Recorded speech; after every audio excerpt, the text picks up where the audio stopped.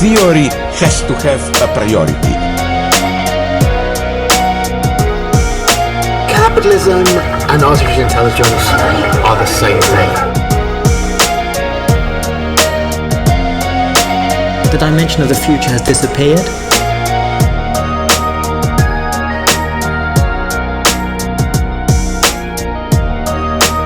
There is actually no representation anymore.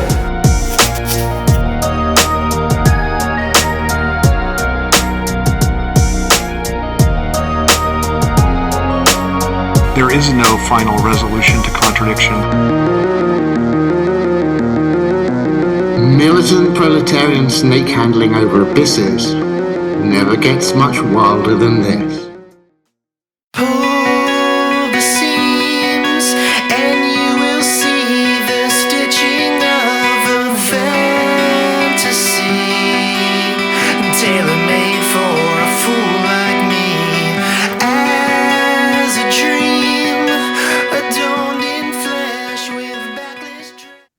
All right, everybody. Welcome back to The Dangerous Maybe. Nance and I are once again here, joined by a special guest.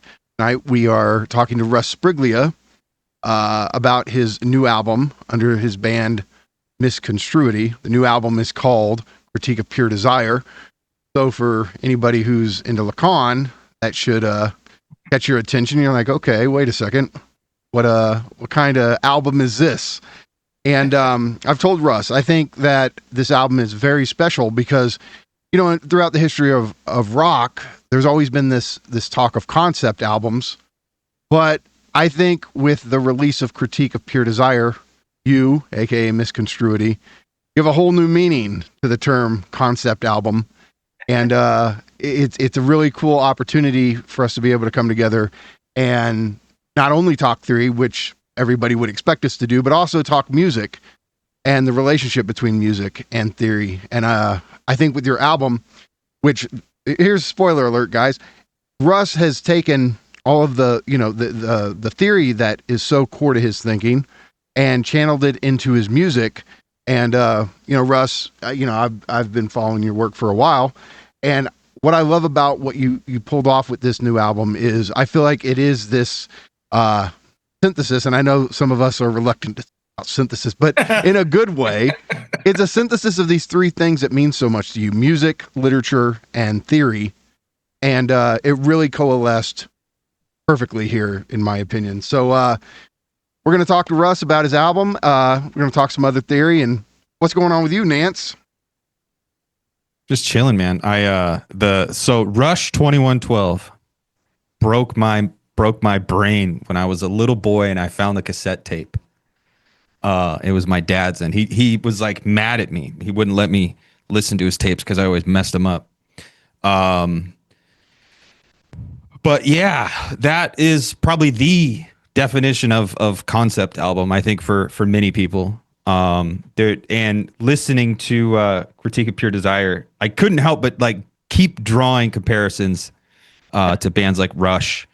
And bands like Coheed and Cambria for some of the newer people who are into stuff. The music, the production is aggressive. Like it's in a good way. It like there's music. This is not just some like artsy fartsy, limp-wristed project. Like that's very evident to me, being a lover of music. Like the music is all there, but like coming down from this album, I've been listening to like all these songs for the last week, and it's like I don't know what's going on in my head. It's drawing so many connections in music, but also in theory too, and it is very, very special. And yeah, I'm just pleased as punch, man.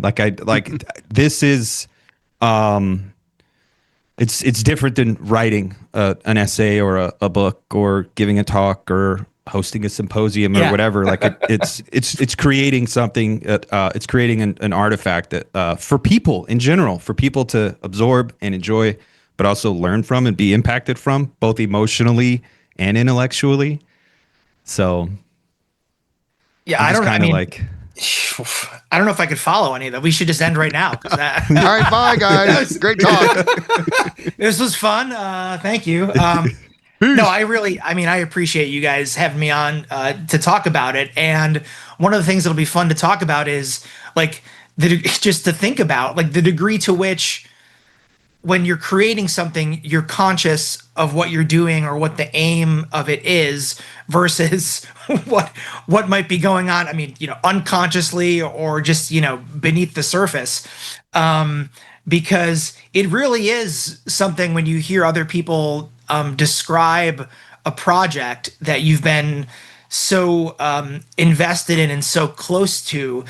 And because I'm not a creative. I mean, I guess I am a creative writer in the sense of writing songs, but not like a crafted sort of fiction writer or anything like that. And so most of what I do is either criticism or theory. So it's I haven't done this kind of expression in a long time. But so then hearing somebody else talk about it, you start to realize like, oh, this is where like when literary critics point out things and authors are like, I never thought of it. I'm having that realization that the work you put, whatever you put into it, the work exists outside of you as well, and the author or whoever created it. So, but thanks, you guys. Died as an author. Yeah. But no, so when I say you give a new meaning to the word concept album, I mean, what do I mean by that? I mean that yes, there have been albums in the past that the songs kind of have a general theme in common and they're developing a certain idea along the way. There's a greater cohesion. It's not just a bunch of songs on a CD. But what I mean by it here is that you take actual philosophical, theoretical, psychoanalytic concepts and turn them into lyrics and songs in a way that I haven't seen anybody else do before. And that's what was so special to me. And I guess it's funny, like there's really two ways somebody can hear the album. The lyrics work as lyrics, even if somebody doesn't know all the conceptual behind the scenes meanings going on. But if you know what Lacan and Žižek say about Antigone, for example, then the song takes on this whole other layer of meaning and depth. But it works both. But one of the reasons I was telling Nance and telling a couple other people I was talking to about interviewing you, I was like, what's cool about this is that on the one hand, the lyrics have moments that are almost Dylan-esque. But the difference is, with Dylan, Shakespeare's in the alley with his pointed shoes and his bills, right? But if you go to Dylan, and you're like, all right, what the hell does it mean Shakespeare's in the alley? And what's unique is sitting there knowing the theory that you're inspired by here. I'm like, oh, Russ can just break this down point by point what's going on. In a way that Dylan would just, it means what it is, Yeah. What, you want to talk about a green door? Like, it's just, so that's what I like so much about the lyrics is they do have a kind of Dylan, because he was always mentioning figures from literature or whatever. But at the same time, it's like, no, this isn't just, artsy surrealism. There's a layer of intention and a dimension of rigorous theory behind this. And that's what I think is really cool. Well, you were the one. I mean, so I knew, I knew we were doing a concept album in the traditional sense, or at least trying to do one. And there's something. I guess it's true of sort of. I mean, Nance, you were talking about Rush earlier, and like, that's a huge compliment to be, mentioned in the same breath as a band like that. But there's something. There is some. I mean, there could be something pretentious or like over the top about prog. That's why some people it turns some people off. And then on top of it, this sort of like abstract theory. And so I was trying to, Mikey, to your point, like sometimes I'm I'm glad for you and anyone who's steeped in Lacanianism, psychoanalysis, Slavoj's work. Yeah, that's kind of an added feature for people who are in the know. And then I was worried, like, is this going to seem so insular that it's not going to work outside of, like, however many hundred people there are who understand this stuff. And then I was starting to think, like, oh man, I wish it were more abstract, and that I wouldn't be able to, like, go through each song and tell you what I was thinking with each line, or like what not specific line in Lacan, but drawing from all this sort of like nebulous, all these passages and ideas. So I'm thrilled that you guys think that it works in that regard, because I think I was telling our buddy Todd about this, Todd McGowan, that I was worried about that for a while, and then I was worried, oh, is this going to seem like really like pretentious? And then I was like, fuck it, you just have to go through with it and see where it is. And I'm very happy with how it turned out. But the concept thing, I was just trying to, like, plan on it being unified enough to legitimize it being a concept album. And I knew that I was doing kind of that in the art form, and that at the same time, the album is full of and draws on psychoanalytic concepts. But I hadn't put it together myself, like concept album, as in literally it functions on the level of that for the music, but then also conceptually. So, yes. Yeah, I mean, I told you, like, I'm gonna take that and run with it, because I love that description of it. So thank you. So, no, I think honestly, I think the songs work, whether you view them as 1D songs, 2D songs, or 3D songs. No matter how many of even if you're just tapped into one dimension of the song, that one dimension works, but there's these other dimensions at work. And so, yeah, I could see somebody listening to it, especially like me when I was younger. If I heard this, I would have to go and learn the stories from literature, or I'd want to know about the concept or whatever. So that's what's also cool about it, is it's a way into theory that a lot of people don't usually have access to. If they're focused on music, these concepts really are foreign, and so it's an inroad to theory, and I think that's really, really cool. So I think before we get into, because I want to talk to you about the concepts of some of the songs and what's going on, but I think before we do that, a couple things just need to be like mentioned up front, which would be you're the primary musician, but you also collaborated with some people on the album. So I think it'd be cool to talk about those collabs and who contributed to it. Also, the artwork is just amazing, and you were telling me about the artists that did that. So these are things that definitely need to get a mention. So first, some of the musicians you worked with, and obviously you're the first person in history to get Slavoj Žižek to drop hot 16 bars on an album. So tell us the story of how this stuff worked.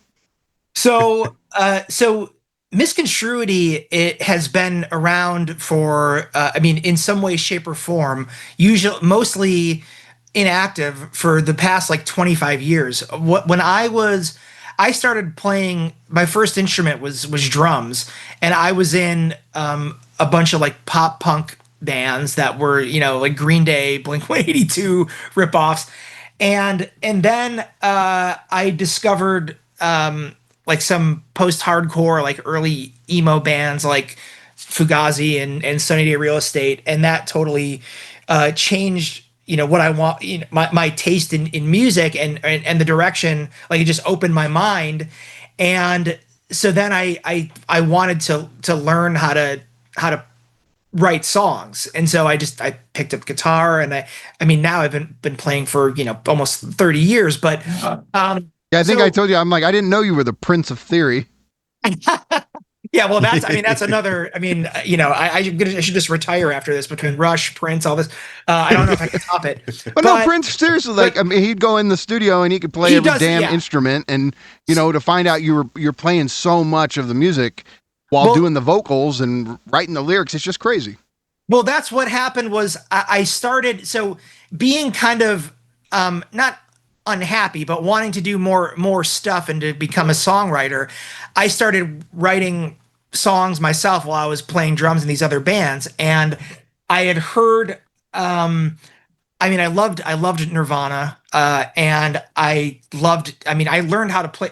I have no formal training. I learned how to play drums from watching the Nirvana VHS tape Live Tonight Sold Out, and just trying to emulate what Dave Grohl was doing.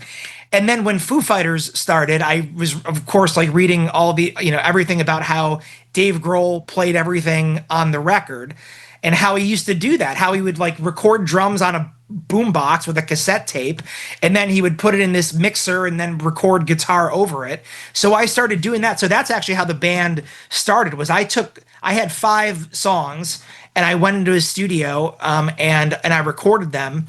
And then I just recruited a band. My brother was the original drummer. And so we were actually a quartet that played in a bunch of shows, and we put out a couple albums back between 2001 and 2004.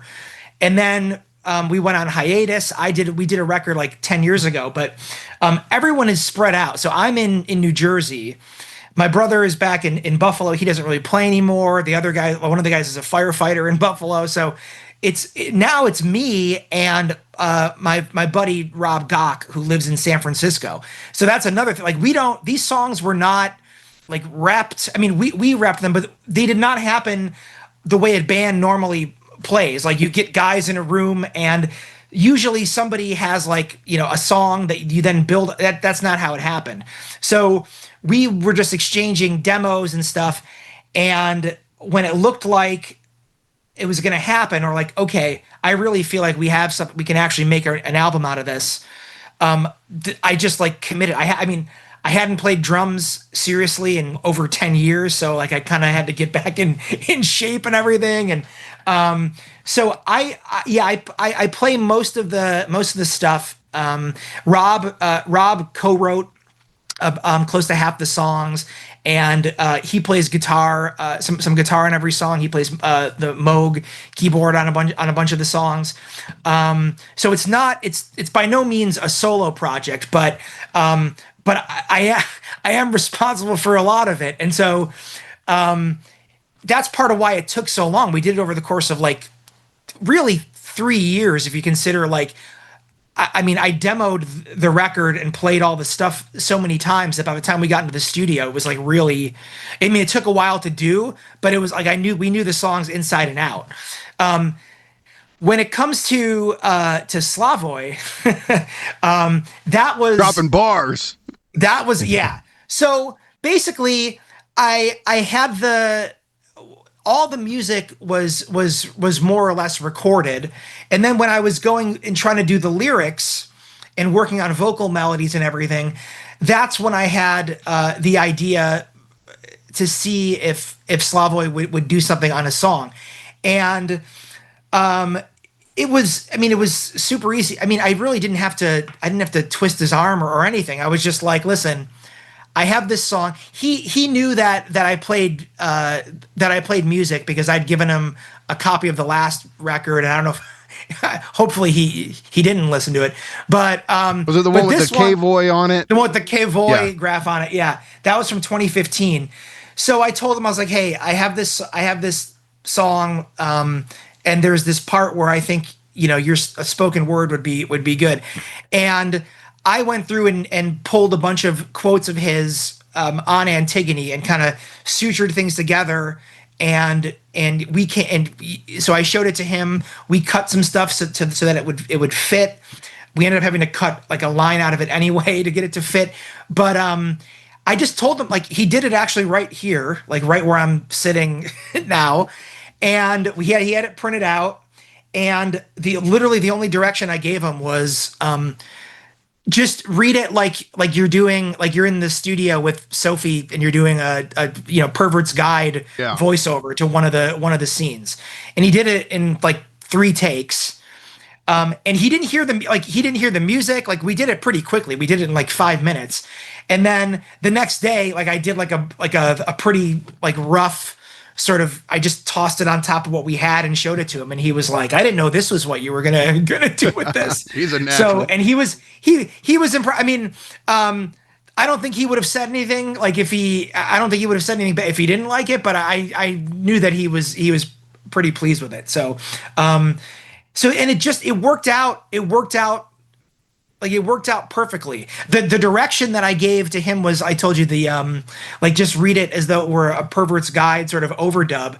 And then, but for the producer of the record, or so our co-producer, who's a buddy of mine, who of all of ours in the band, we went to high school with him. We were one of the first. We might have been the first band he recorded, Jay Zubricki, and so he's really like for real. He's like the third Beatle on the like George Martin was the 5th Beatle, because he has hours and hours of just engineering, recording, mixing the whole thing. There's so many when he was mixing one of the songs, he was like, bro, I'm gonna like jump out of a window. Like, there's just too much stuff here. I gotta take a break from this.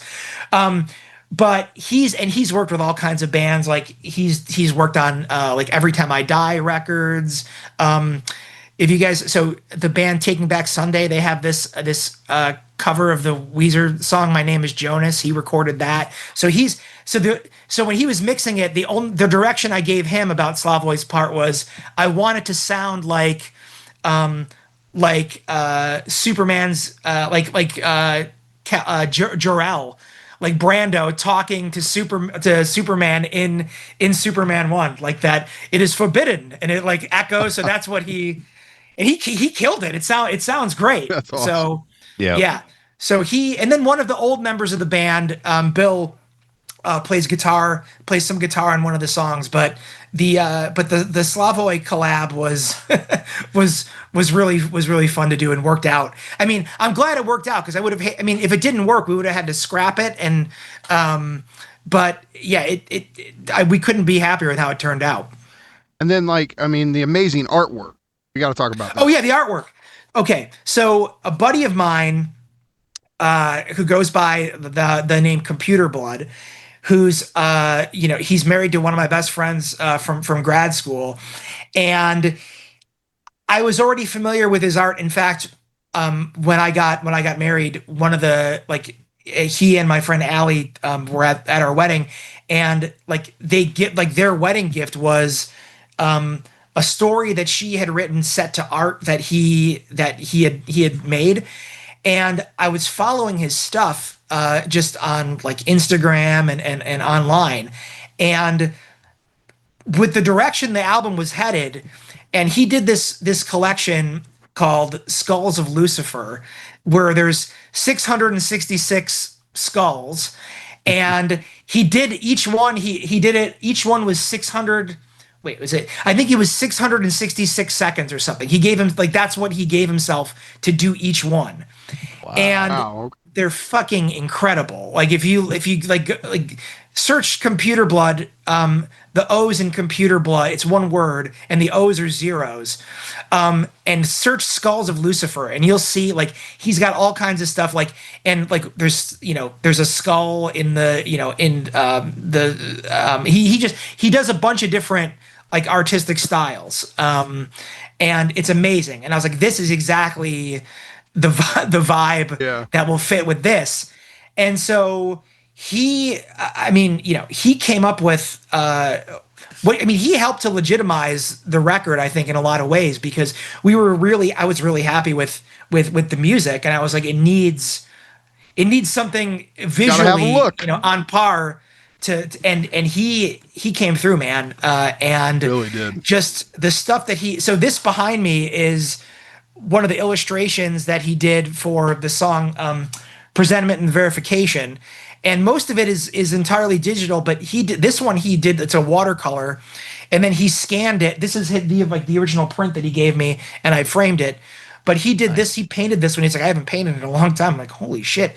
And then he scanned it and did did some of his digital like glitch stuff to it. But and most of the stuff he did was like literally, I would throw out an idea or give him like a couple visuals that I was thinking of, and it would always come back, and I had like very little notes. The only thing that took a couple rounds and it was ended up being amazing was the album cover, and because I was like, the cover's got to be perfect, and he again like he killed it. Knocked it out of the park. We couldn't be happier with it too, and yeah. So the whole I mean, but again, like that really does help to like give it a sense of sort of heft, because I felt like it needed that visually in order to reinforce some of the themes of the record. Totally. No, I was super impressed. I mean, so okay, I don't want to wait until the end because in a minute we're going to go into some of the conceptual stuff with the songs. All right. So everybody, you want to get the album, Russ, how do they get the album? Okay. So eventually the record, I think it's October 3rd. So Friday, October 3rd, which is basically like 6 weeks after it originally dropped. It's going to be, you can get it streaming wherever you normally get your streaming, your music streaming, or, you can get the digital download. I mean, the physical copy of the CD and hopefully eventually the vinyl will be, on like Amazon, like wherever. So it'll be easier to get then, but we're not. So the label that we're on it's my own label in case it gets picked up or something. We would just be distribution from a bigger company, but we have all the rights and everything, and have the label. So the label's Mobius Records. I mean, even what I took for it, and I found you could actually do this. It wasn't like it's the actual Mobius strip graphic from Lacan's essay from that structuralism conference that he did in '66. And I always butcher the title of it, but like, structure as an inmixing of otherness or something like whatever. But it's actually the Lacan. I don't know who drew it, but it's from Lacan's piece. I just scanned it and messed with it. But the record, because we're not on an actual label, and Rob and I funded the production of it ourselves, because you get less than pennies per I don't know how many streams. Yeah. I don't know how many streams we would need to start actually making money. But just to try to recoup some of the cost of making it. I mean, ultimately, it was a labor of love, and so the goal was not to make money on it, but it's going to be exclusively through until October 3rd, misconstruity.com. So if you go to misconstruity.com, you can buy it, the digital download, which comes with like an OCR, like you can read like searchable PDF of all the artwork and all the lyrics. So that's $10. The CD is $20 plus shipping. And what we're really hoping to do, I mean, if anyone who buys the record, digital CD is great, and the CD comes with the digital download as well.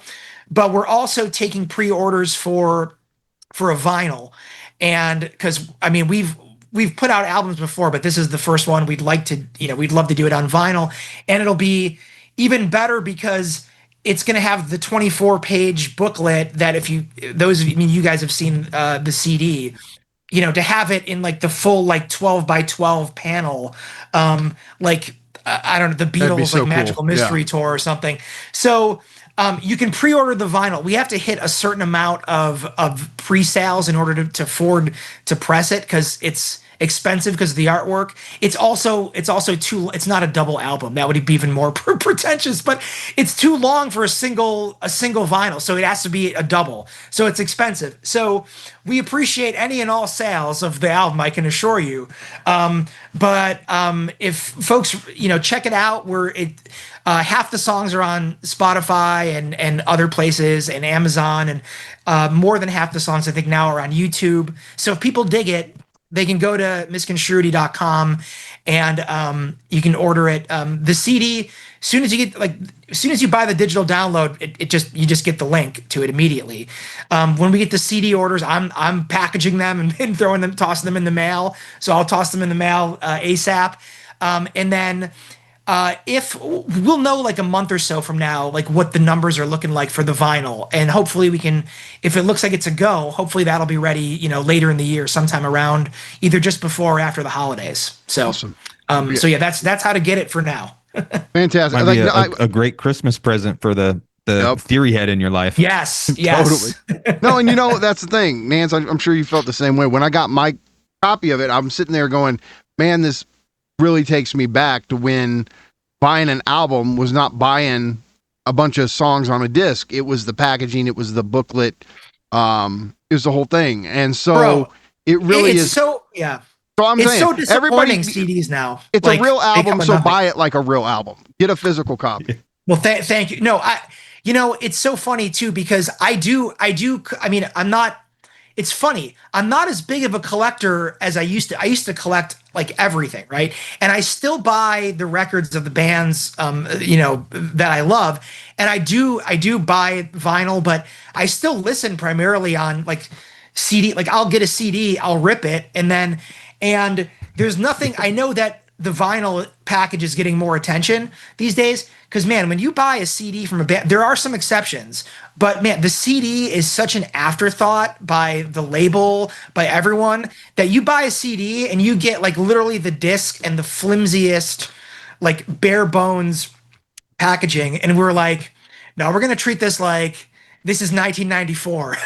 Well, I mean, like, even CDs like are selling, and they're going off the shelf. So you've got it's a legit Slavoj breaking package. down ethics of, pure desire in the CD tray behind. I don't know. It takes me back because I was I loved rap growing up, and so like Bone Thugs and Harmony, East 1999, Eternal, where I'm looking in the mirror to be able to read, the backwards words and all that. So it is. It really does have a true album feel to it.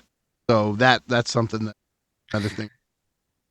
Oh, thanks, man. Ryan Engley was like, he got it. I sent him a copy, and he was like, "Dude, this is a real CD. Like what?" No, all right, you gotta tell him. I love what Ryan his kind of a blurb or endorsement for it. What did he say? Oh yeah. So I sent him an early mix of Oedipus Rex.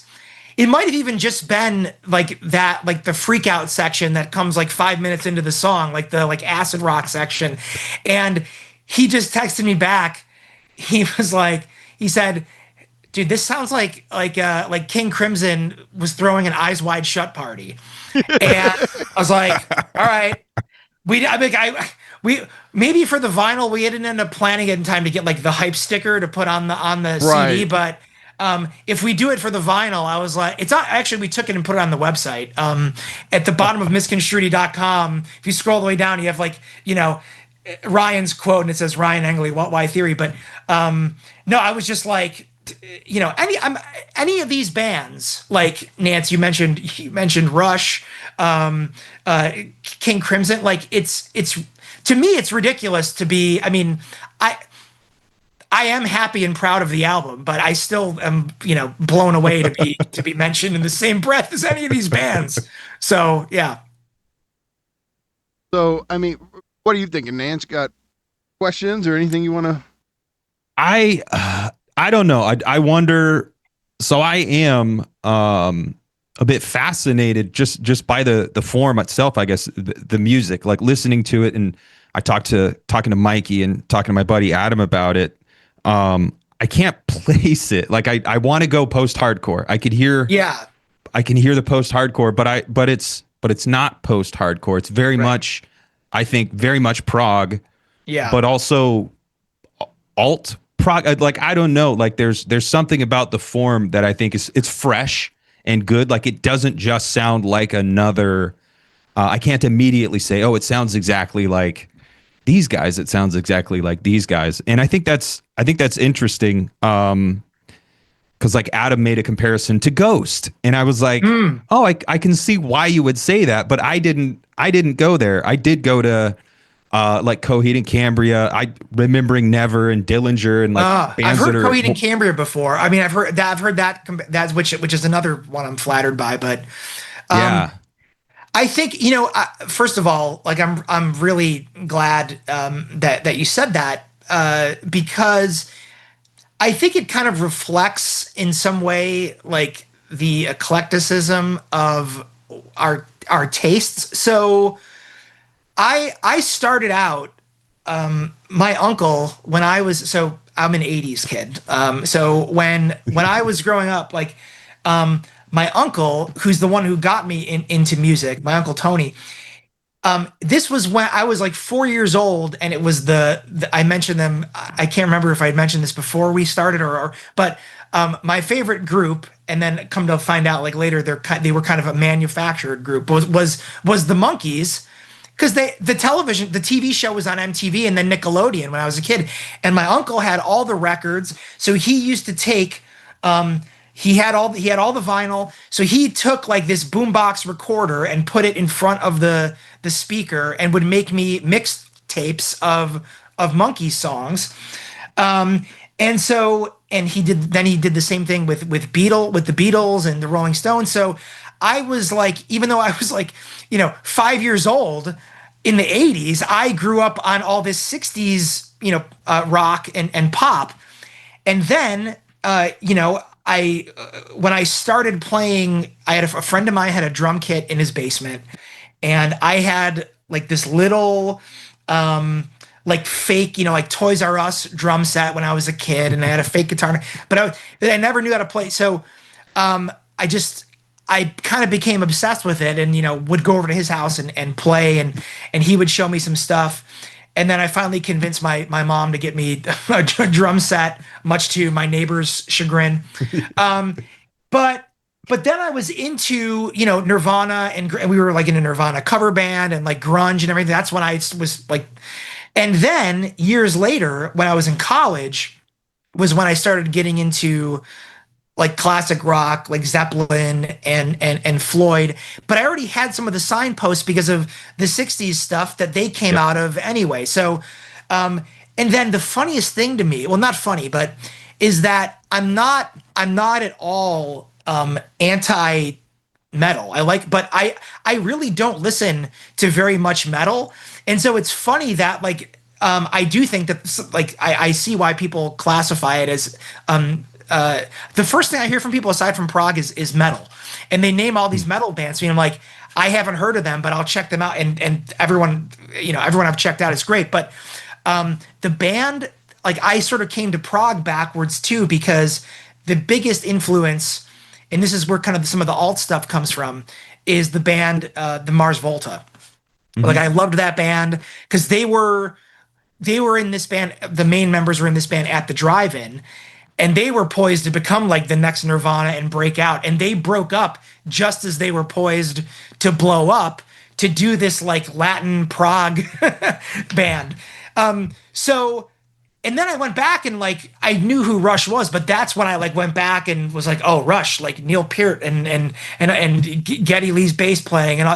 And so I kind of had a backwards trajectory, but that's why I think it kind of sounds like that, because, like when I learned how to play and was coming up, it was like late 90s, early aughts. So it has some of that like alt aggression. I was almost really had some shoegaze in it. There is some shoegaze in it, but the post-hardcore, if you listen to some early, I'll send you guys some earlier stuff, and we're going to release or put some of it out. But the earlier stuff is much more like you'd hear and be like, oh, that's post-hardcore, like it belongs to that. But when the prog stuff comes in, so I kind of just like throwing everything in. Like somebody who I was talking to somebody, they're like, I don't remember the last time I heard an organ in a rock, like a 60s like The Doors organ in a song. I was like, well, I mean, it worked, or I thought it would work. So I appreciate that a lot, what you're saying about the music not sounding like, or sounding like a number of different things, but not being able to put your finger on like this equals that, or this sounds like that. That's really good to hear. Yeah. So, I mean, look, I just want to say, what I think is so cool about the album is, you've been a musician for so long, but I think with this album, something clicked for you, artistically, things kind of snapped together to me, I think. on this one. And it's funny. I mean, you know, it does remind me of kind of like Slavoj's Sublime Object of Ideology, where he'd been writing all this stuff for years. No, seriously, he's writing stuff for years. And there comes a point where like something clicks, like it all kind of coalesces into one book. And I think your different musical influences, different theoretical influences, literature influences, it really does kind of click together here for you. And I think that's a huge personal accomplishment. Well, that's a huge compliment. I mean, thank you. I do see. I mean, I would never say that myself, but I see where you're sort of coming from. In a way, I think it's accurate because so Que Voy, the last album we did, and that was more of a group effort because that was, you know, like my brother played drums on that one, and we were more like we had played a few shows before that, so some of the songs were worked out live before we got into the studio. But that album is called Que Voy. It's got the Graph of Desire on it. There's a song called Anamorphosis on it, and like there's a lot of Lacanian references. But I was still kind of in this like half the songs have nothing to do with it wasn't like streamlined, and it didn't quite come together conceptually the way that this one does. And so while I like some songs on that record and still listen to it occasionally, I do think that I think I just kind of approached this differently. Like similar to writing, like I've been in the studio a bunch of times, and every time you go in, you learn something more. And so, and having demoed it, like, and we did it in bits and pieces. I recorded the drums in March of 2023. And then I played I had the drum stems, right? Like, and so I would I played bass and guitar over it at home. I demoed the album like 2 or 3 times in full before going in.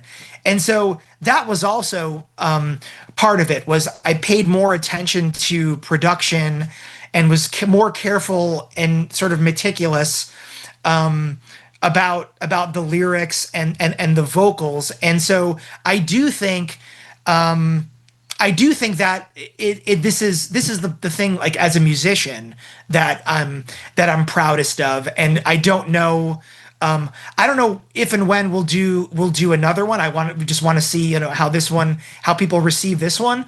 But if this is the last thing that we do, and hopefully it's not, but I'd be very proud of it. And I do think that I feel like I accomplished, I feel like from the start to the finish of the record, there's not a single song where I'm like, yeah, that was filler. Like we should have worked on that one more. I feel, I do have favorites, but I feel like equally committed to each one of the songs. So thank you for that. I feel proud of it. Well, okay. So I want to start talking about the songs themselves. Before we, since Slavoy's a part of this album, I got to ask you, because you're very close to Slavoj. This is just something I've always been curious about him, and I don't know. One, did he ever play in a band growing up? And two, what kind of music does he like besides classical? Does he have any rock or pop that he digs? It's a good question. I honestly don't know. If he played, I don't think he's played any. I don't think he's ever played an instrument. I could be wrong. He has said in interviews, like he says I've never sang and I've never danced, right? Because he's like, I'd feel too embarrassed. So he means it, right? Yeah, he means it for sure. He did sit behind the drum set, and I'll share some video at some point of him like playing drums. But I know, for instance, I know Alenka used to play classical guitar, and that Mladen Dolar, I don't know what he plays, but Mladen is a huge like music, like in jazz sort of aficionado, in addition to classic and opera. But I don't know. I honestly don't know if Slavoj has played anything. But wait, what was the other part of it? What was the second part of the question? Does he like any pop music or rock music or anything? He likes, what's funny is that he likes like 60s and 70s sort of like classic rock. I mean, I don't Okay. know how much he listens to it, but I know where was I? Somebody asked him once, and he said he likes like Creedence Clearwater, and he like so which is funny. I've never listened to that with him. I know he legitimately likes Rammstein and has I don't know if he's seen them, but obviously he's talked about them. But he I don't know if he buys their albums, but he's listened to them, and of course he's I think he knows what's the Slovenian band that now I'm blanking. It's like the Slovenian Rammstein, which is boy, I'm embarrassed now that I'm forgetting the name of it. It'll come back to me. I'm gonna have to look it up. But I think I don't know if he listens to a lot of like punk or like, you know, hardcore or anything. I don't think he does, but I think his tastes are pretty broad. But I think in general, he's probably classical is probably what he would put on. Okay. Yeah, I should ask him. I should ask him more about this. Yeah, I'd like to know. Like, it would be so interesting to say, like, what are your top 10 favorite albums, Slavoj? Like, just that aren't classical. You know. Yeah, because he does. I mean, I love that video of him where he's with all the Criterion collection. Yeah. Talking about his favorite movies. So yeah, we should do one. We should do one where someone asks him his favorite album. I love Underground Kings. Riding Dirty is one of my favorites. Yeah. Well, it's between that. It's between them and Cottonmouth Kings for him. He's got their ICP possibly. Oh God, can you imagine if he's a juggalo? Slavoj the juggalo. Whoop, whoop. You know, it's crazy. If you take him to one of them concerts, he would come up with some unique interpretation. He'd write a fucking book about it. He would. That he would. I'd pay good money to see him, in full on juggalo garb. What is a juggalo? I don't know. What about magnets, Slavoj? How do they work, man? How do they work? But you see, man. He's explaining Jay and Silent, or what is it? Violent J and Shaggy Two. Shaggy Two Dope and Violent J. Yeah. But I prefer my fantasy is that he likes Britney Spears, and he's just drinking a Diet Coke, eating a hot dog, listening to Britney Spears. Okay, so you know what's funny is that mentioning Britney Spears, I was not there for this. This was before I even knew him, but I had years ago. This was like an old friend from when I was doing my master's. They were in, I think it was, I want to say it was like University of Illinois, Urbana or something. And anyway, years ago, like 20 years ago or something, Slavoj was going there for a talk, and like it was one of the Marxist grad students who like was assigned to like pick him up at the airport, and maybe it was I forget where it was. Maybe it wasn't, but it was Midwest. It was somewhere. And when they picked him up, he said like one of the first things apparently he said in the car was, "Oh, this is Middle America. This is Britney. Your great genius, Britney Spears. This is where she's from." So, oh man. So I know he's aware of Britney Spears. Okay. Yeah. The great genius herself. Yes. Yeah. Oops, I did it again in repetition compulsion. That's what he's working on. This is what He'll you drop mean. that soon. Yeah. So okay, let's get into some of the songs here. So the album opens up with a song called Oedipus Rex. Great pun here. Spelled Wrecks. And so what's going on with this song? Why does Oedipus wreck? Well, I was trying to get at the whole conceit behind the song is just like the universality of it, right? And the sort of, I mean, from the psychoanalytic perspective, the fact that if you're going to be, if you're a subject, Oedipus kind of comes first in a way. And it's interesting because I know that, like Todd and Ryan both kind of downplay the importance of Oedipus for Lacan, and I think relative to Kant or relative to Freud, I think that's just correct. That's why Lacan is more focused on like castration complex as opposed to like making it so much about the sort of triangular, although of course three is everywhere, triangles and Baromean knots, it's all over Lacan. But it was kind of the idea of, I knew that song, based on the way it starts with that long sort of fade in with all the Ebo guitars on it, that was, and also I just knew like that was going to be the opener. And so it's kind of a, welcome to the album in a way. And so it's funny, the last thing that I did initially, that middle part.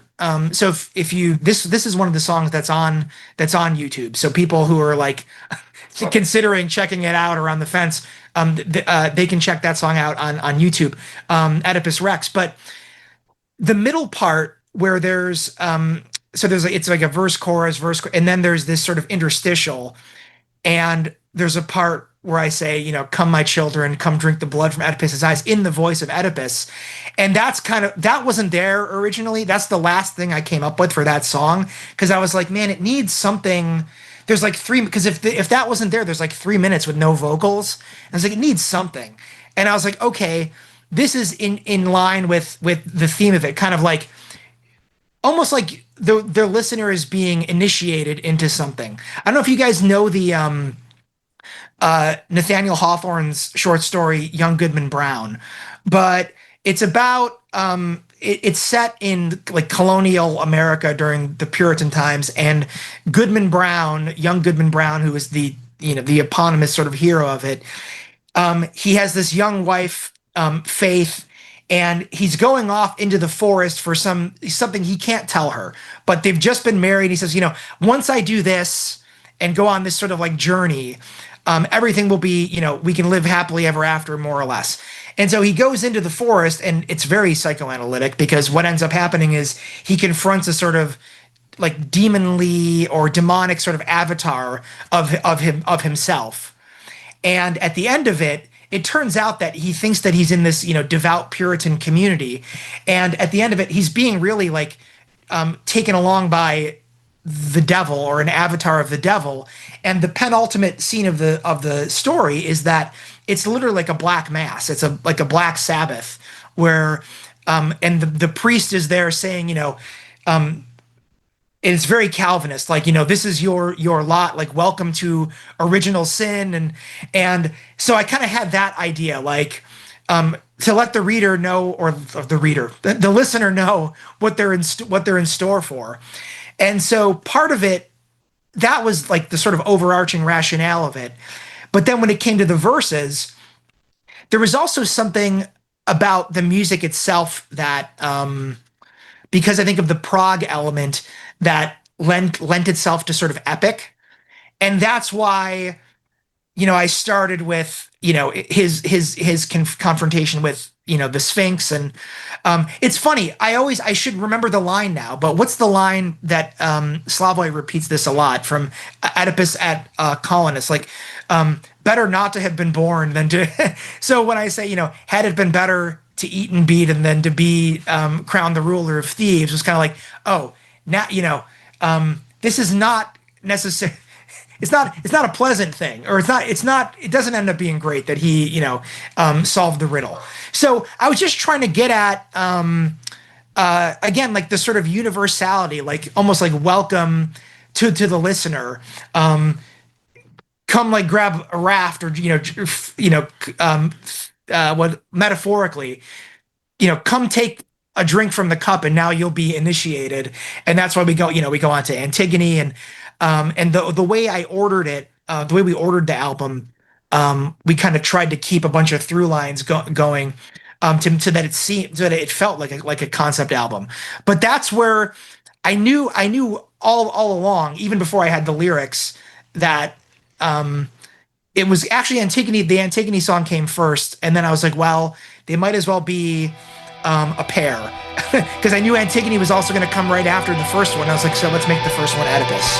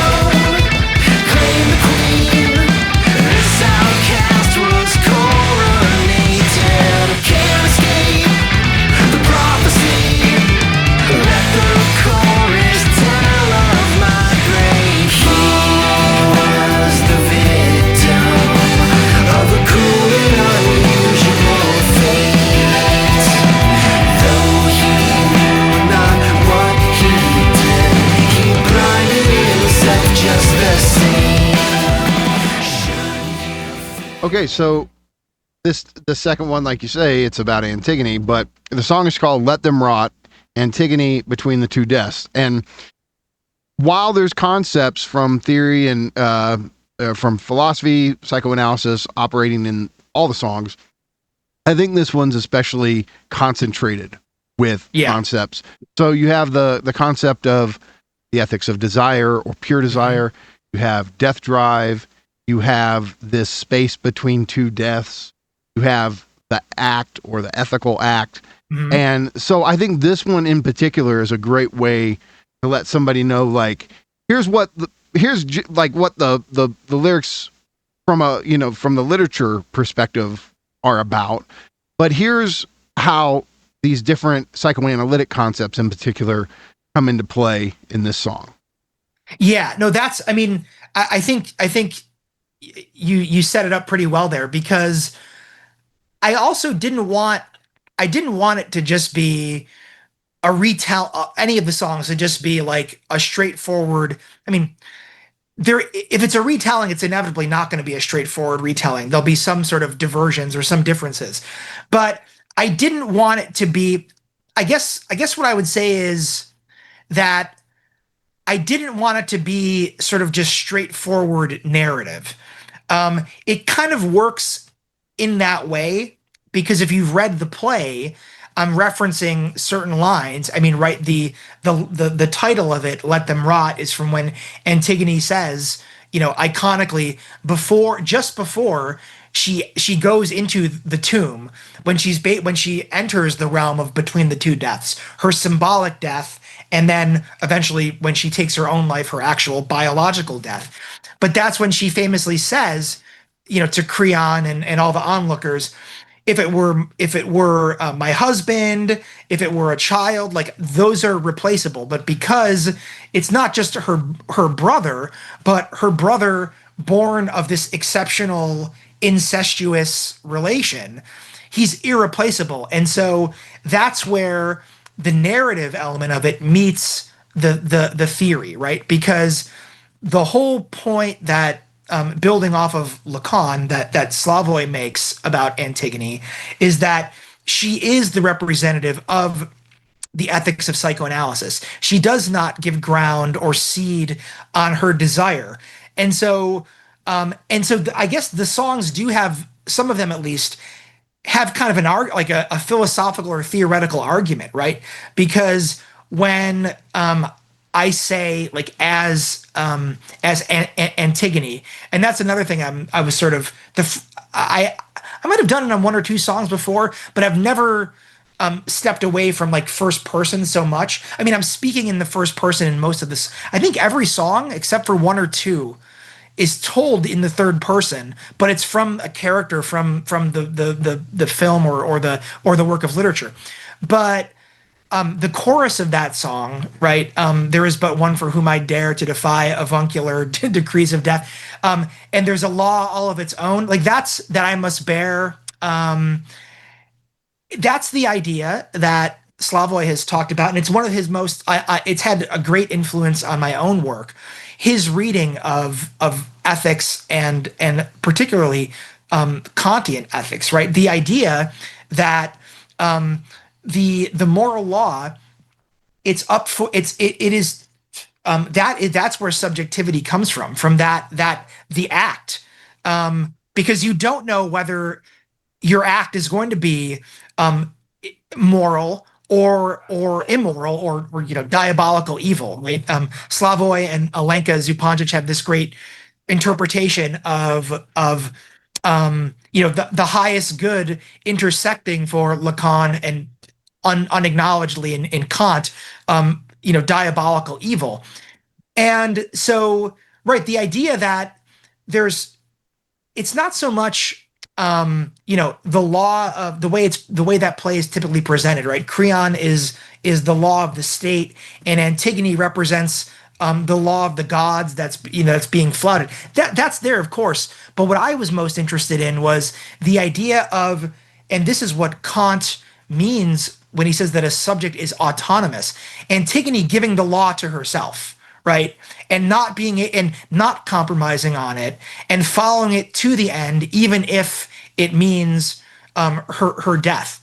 And so I think conceptually, I think like with regard to the instrumentation and the fact that Slavoj's on it, that's it automatically, if not my favorite song, it's tied for my favorite. But that one conceptually does have, I think, the most sort of like one of the clearer articulations of a concept or a philosophical theoretical point that actually isn't just a narrative, but trying to elaborate on or sort of flesh out like what this means from an example from literature, right? You know, I just read a Lacan quote, and it got me thinking about how this whole thing with Antigone, because people would say, well, she's just rejecting one symbolic law for another symbolic law, the higher law, symbolic law of the gods. But it's interesting what Lacan says in seminar 8, towards the beginning of the seminar. He says, what do you think, or what do you really think of the gods? Where are they situated in relation to the symbolic, imaginary, and the real? Lacan says, the gods quite certainly belong to the real. The gods are a mode by which the real is revealed. And so I think that's interesting that when she's appealing to this law of the gods, Lacan would say she's appealing to this outside, this let me use it noumenal loosely here, but it's not just another symbolic order she's appealing to. She's appealing to something outside the symbolic, which would of course be jouissance or death drive or absolutely No, I totally, and that's why I think that Antigone could very well be not just the ethics of psychoanalysis or the sort of main figure or poster child for that, but as Alenka would put it, like the ethics of the real, because Antigone is an example of the incursion of the real, and how that is simultaneously an effect of symbolization. Like the real is it doesn't necessarily precede it. It's that strange temporality where it's the leftover of the symbolic, but it always already could never be integrated into the symbolic, right? And so, no, I totally agree with you that these are not two opposing faces or sides of the symbolic. It is when the symbolic is confronted by the irrational or irreducible, however we want to call it, recalcitrant kernel of the real, right? Well, and it's funny. I think Lacan would say that the God of the Bible, is the God of the symbolic, the God of the word. But we also have to remember in the Bible itself, his ways are not our ways, right? Right. He even gestures towards how God's reasoning is not our reasoning, and therefore would defy our symbolic rationalizations.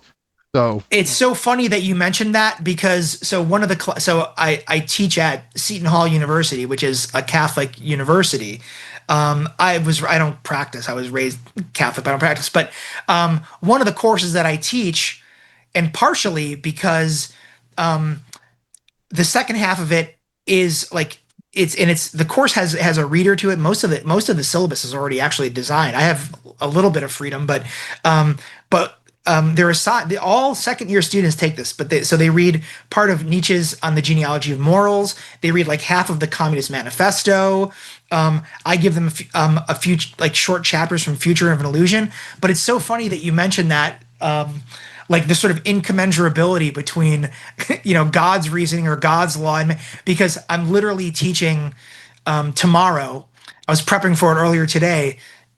St. Paul's letter to the Corinthians, where he basically says, God's foolishness is higher than any wisdom of the human, and God's God's weakest point is a million times stronger than the strongest sort of human reasoning. So that's my aunt, who's a evangelical chaplain, Christian fundamentalist. That's the verse she always used to beat me over the head with. Try to get me to stop being into philosophy. So I know that verse very well.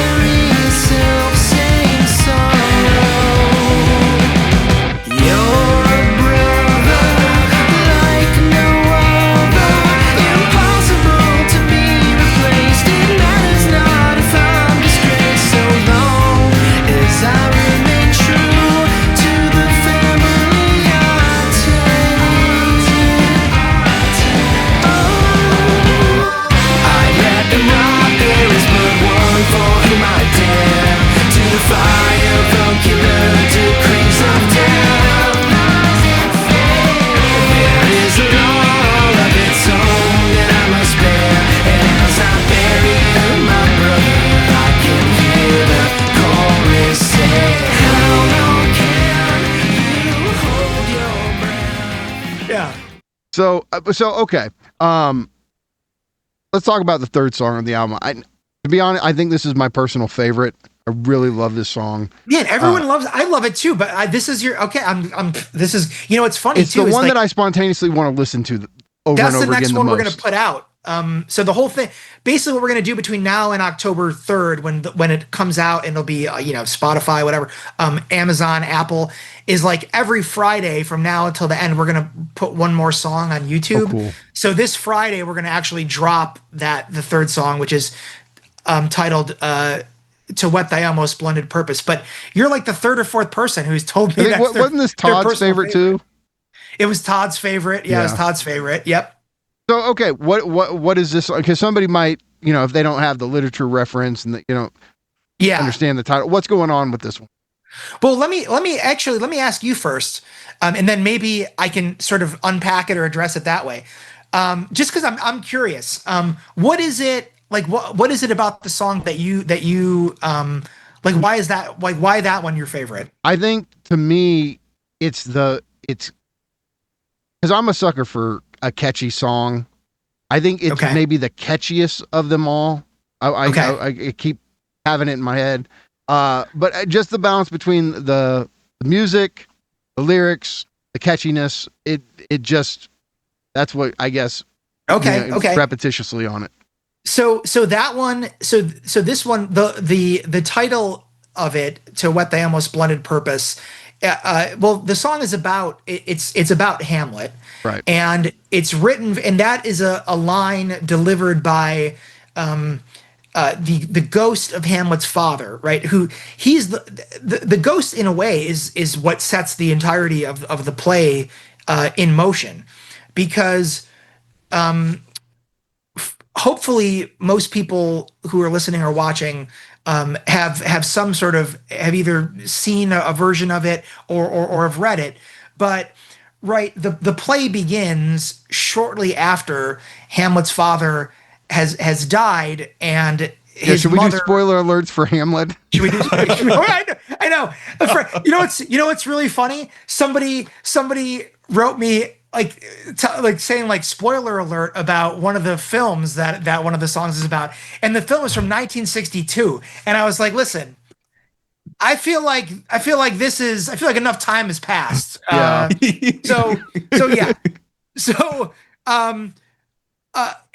And Hamlet's mother has remarried her uncle. And it turns out that the ghost of Hamlet's father, who was the king of Denmark, comes back to tell him that it was his uncle, his very uncle, that killed him. And so initially, if we press the album on vinyl, the sound quality will be better if we do Oedipus Rex and Let Them Rot on one side, or the first side, and then the third song will be the first song on side 2.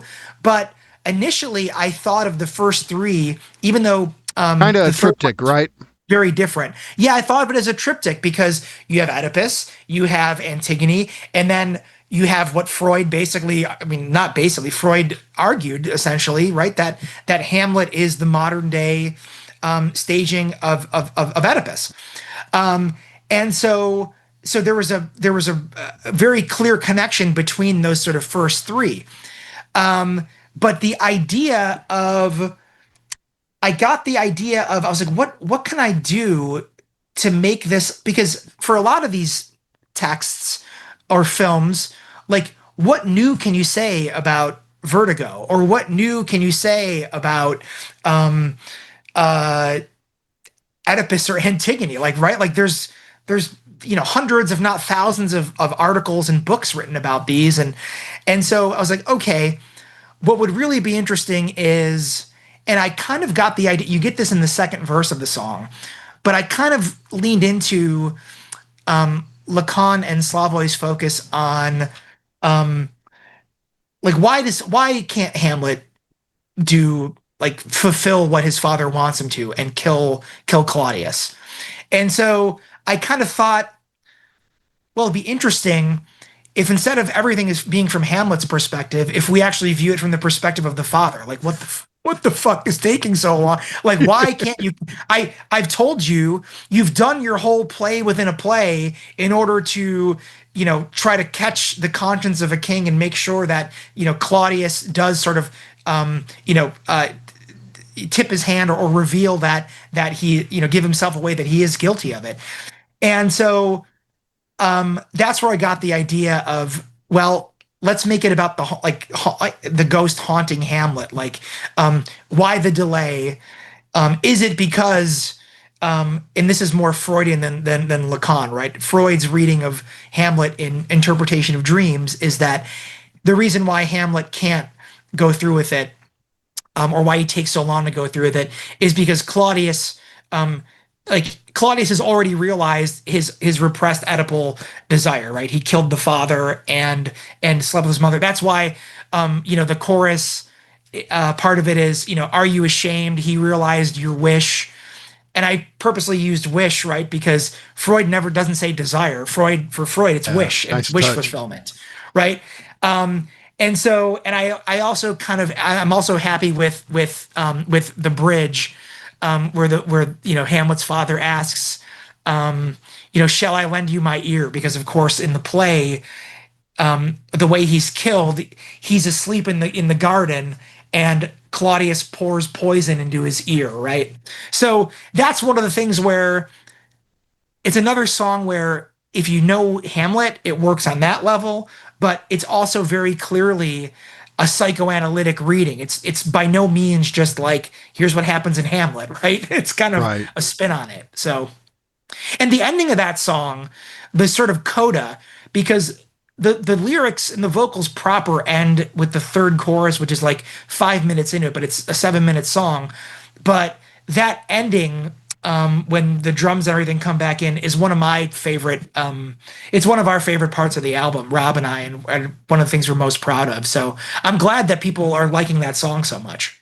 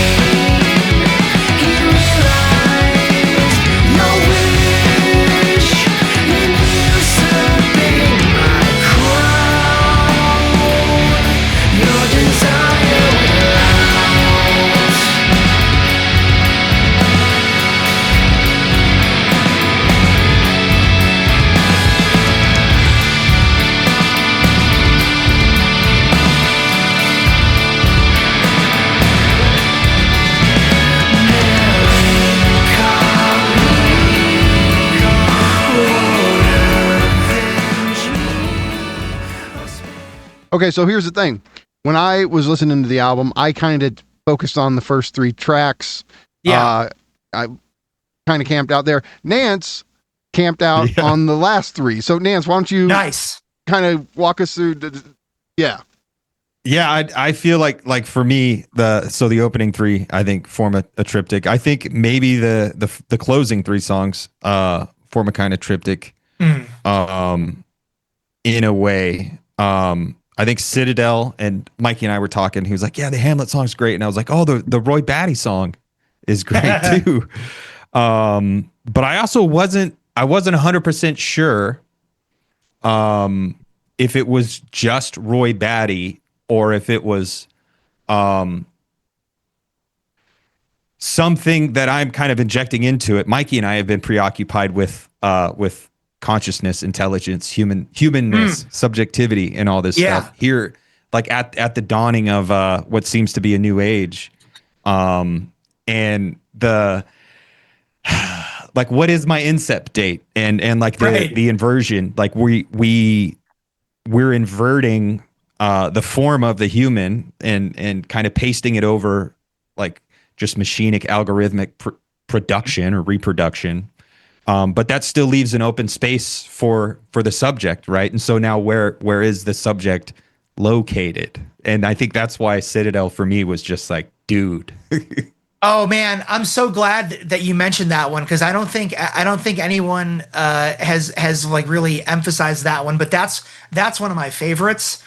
It's also the most like aggressive and heaviest song. I mean, some of the songs are pretty heavy, but that one we're tuned to drop C. It's a weird open tuning that I got, actually. Like I'd mentioned Dave Grohl earlier. I got it from the first Foo Fighters record, has this song called Weenie Beanie on it, and it's the same tuning as that. It's a weird like Sepultura tuning. So that one was actually just one of my favorites musically. And that's the last song. That's also the most difficult. It was the most difficult for me to play on the drums. So we did that one. That's the last song we tracked on the drums, because it just tires. It knocks the shit out of you. And so I told Jay when we were recording, I was like, this has to be the last one, because once we do this one, like I'm done for the whole day, because it'll just kill me. And I did like 2 or 3 takes of it, and it was also at the end of 4 days of playing for like 6-7 hours, and I thought I was gonna collapse. But yeah, I mean, I kind of, to your point, I kind of used the Roy Batty character as just a more general meditation on like subjectivity, human, post-human. And also I tried to, and I noticed that this was the case, you know, when you take a step back from things, or when people ask you, you know, these great questions about them, you realize things that you were doing that you didn't realize. So, but it's true of the song we were just talking about as well, To Whet Thy Almost Splendid Purpose. There are a lot of questions being posed and being asked in these songs, right? Like the chorus of To Whet Thy Almost Splendid Purpose, you know, so why the delay? Why do you resist? Like that whole chorus is questions. And this song, Citadel, begins, you know, what was my incept date? Can it even, how did my life begin? Can it even be called life, or must we coin a name for something else? And I was just, you know, I went back, and I mean, I've seen Blade Runner a million times, and I've taught it. I've taught Do Androids Dream of Electric Sheep, you know, the Philip K. Dick novel that it's based on. And I love that. I just love the movie, so I kind of know it inside and out. But I watched it again while I was working on it, and so I wanted to get some of the anger and desperation as well. Like, you know, so the chorus is all right. It's when the scene that I had in mind for the chorus is literally when so I had the title Citadel, right? And before I knew that it was going to be about Blade Runner. And when I thought of Blade Runner, I couldn't help but think of the Tyrell Corporation, like that's the Citadel, right? Like, and so when toward the end of the film, when Roy, you know, with JF Sebastian, like he takes the elevator up to go see Tyrell, who's God for him, right? And, you know, I want more life, fucker, right? He says father in one of the alternate cuts, which is interesting. I want more life, father. And it's also extremely Oedipal as well, because what does he do? He pokes his eyes out, right? So just another sort of, I mean, it's all over the artwork too. The eyes, Oedipus's like there's eyes falling out, bleed everywhere, all over the place. Clearly, some sort of castration complex going on all over the record. But yeah, it is like, so what is the difference between human and subject, and kind of asking the question or posing the question more explicitly than Batty. I think he does actually, like pretty explicitly in the film, but you know, that's why the second verse is him more or less goading or like, you know, challenging Deckard, right? That's his interlocutor in the song, right? You think you're not a slave, that you're more human than me. And I get some of the like there's some references, right? If you know the film, right? So I think it's time you learn to empathize, which of course, like, is the Voight-Kampff test, like which you know detects empathy by the pupil. So that's another one of the songs where I tried to balance like the content of what's going on with philosophy, but that's why I you know invoke the cogito, like in Descartes, right? Because there's that great scene, right, where he takes the eyeballs and puts them up, and Pris says to J.F. Sebastian, "I think, therefore I am," right? But no, I like that song a lot too. So I just think, and also that was one where I told, we spent a lot of time working on like guitar and drum tones and everything. But I specifically, Jay Zubricki, he engineered, recorded, mixed, and co-produced the record. And he's worked on a few, I don't know if you guys know the band Every Time I Die, but he's worked on a few of their records. And I was like, Jay, we need some like Every Time I Die sounding guitar here. So we use this gnarly, like the Eddie Van Halen, like PV 5150 and all kinds of crazy pedals on it. But I love that song, so I'm glad that you like it too.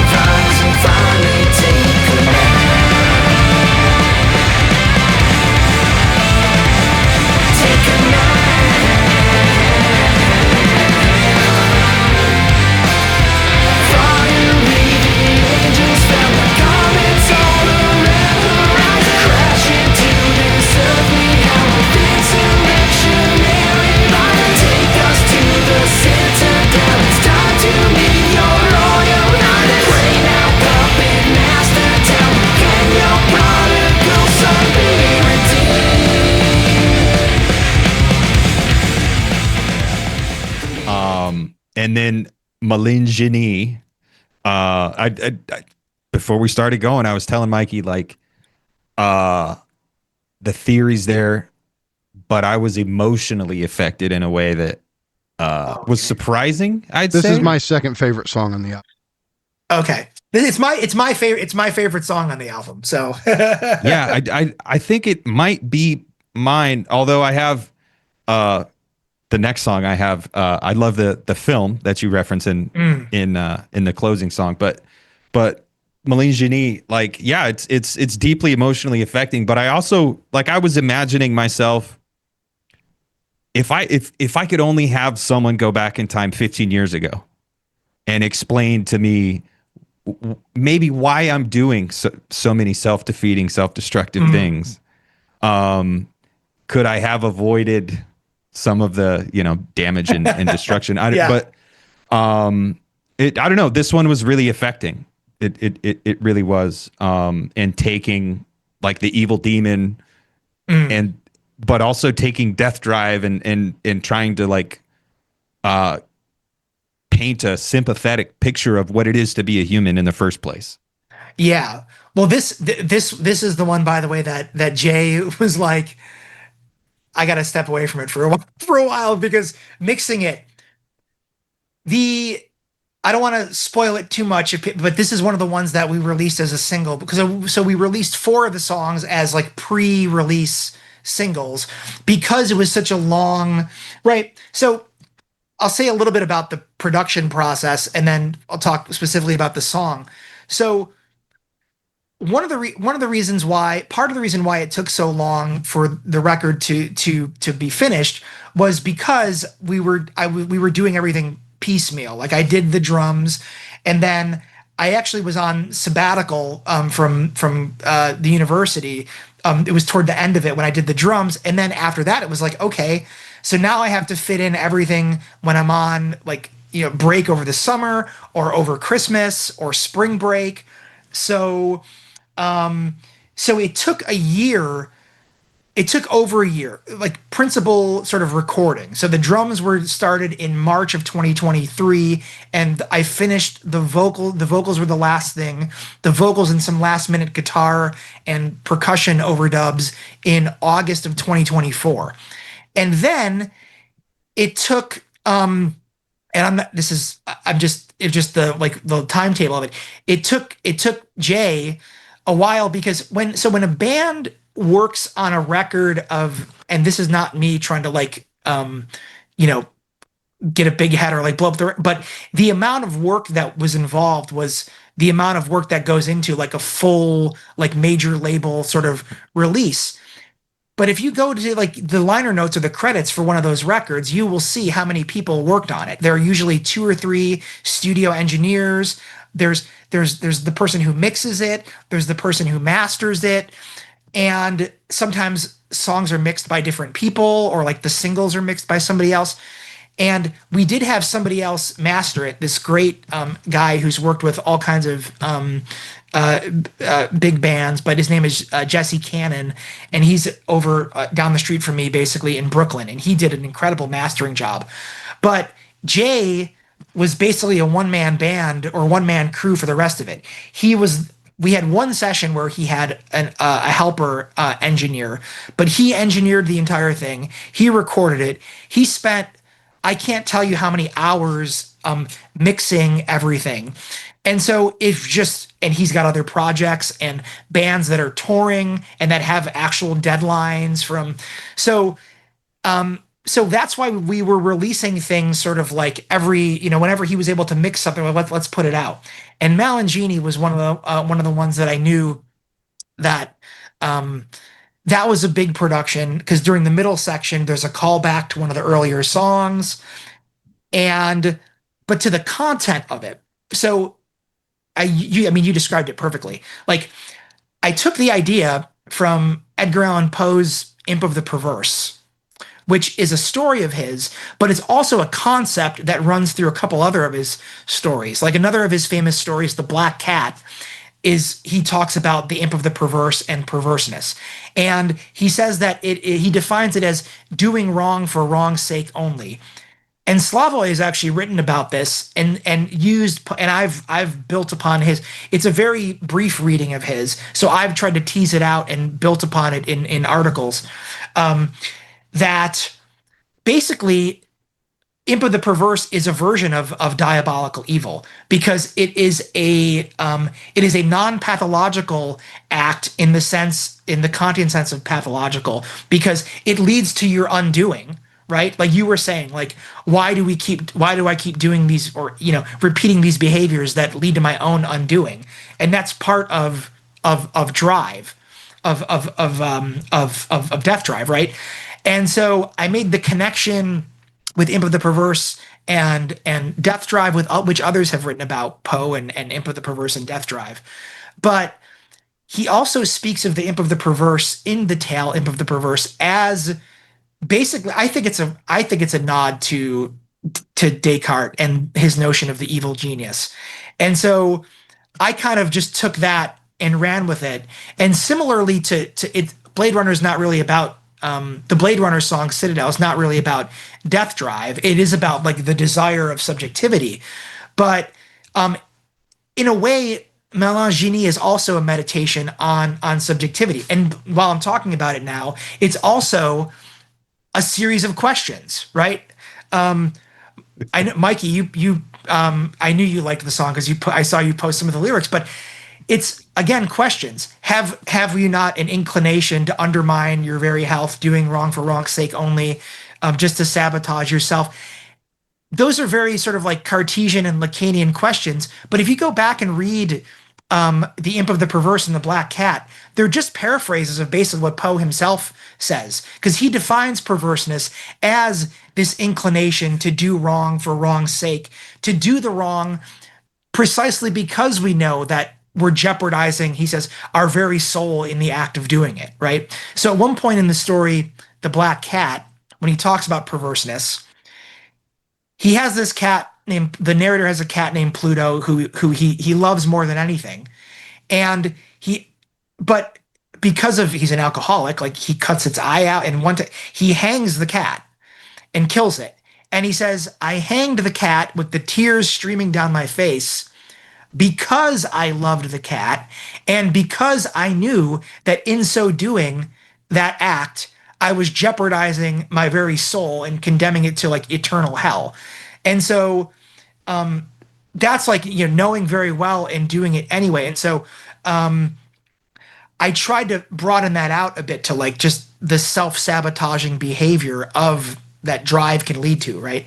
Well, what I love about it is this connection between Descartes and death drive. And that's not, you know, somebody who's interested in theory might go, wait, what connection?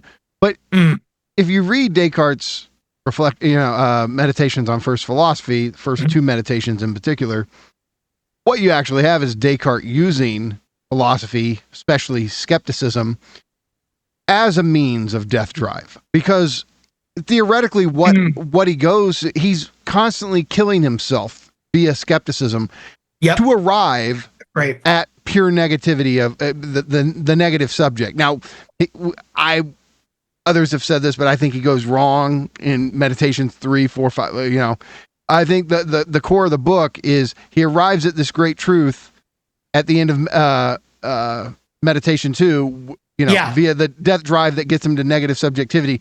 And then it's traumatic and he has to positivize it and substantialize it and cover over this trauma. But that's where death drive is at work in, you know, the foundation of modern philosophy is in those first two meditations where he's constantly using skepticism to destroy his symbolic identity.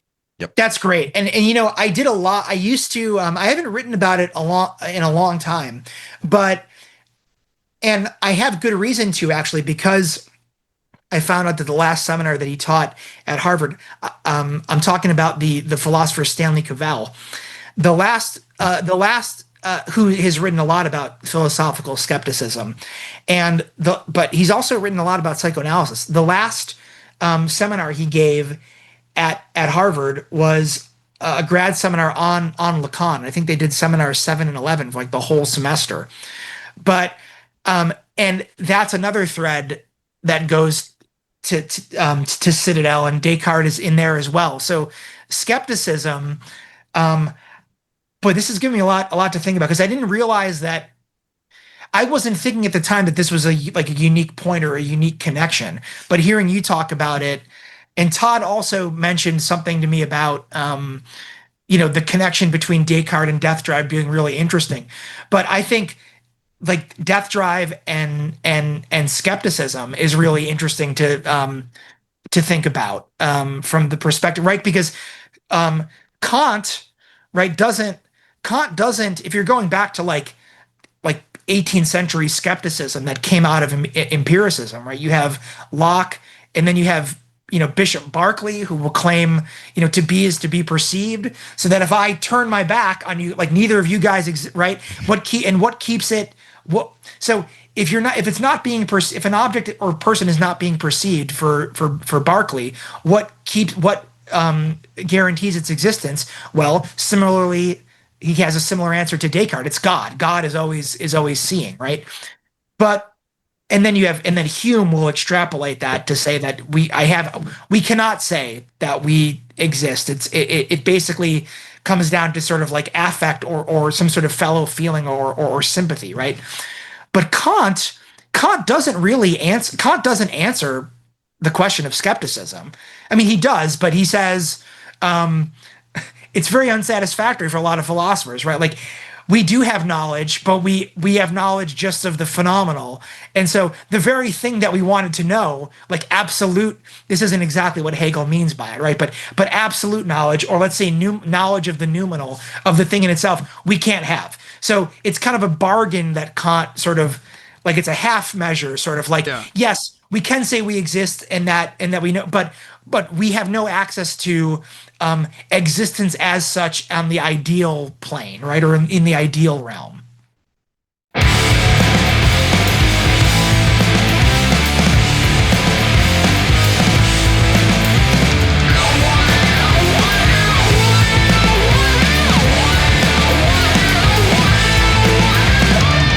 Have you ever been abjected by thoughts that haunt you and harass? No matter how you suffocate them, they just keep crawling back. Monomaniacal voices voiding all your reason to resist. Phantasmagorical visions veering you off into the abyss. It's not the last time you die. Victim of immortal drive. In both the vessel rise. Soaring on your soul tonight.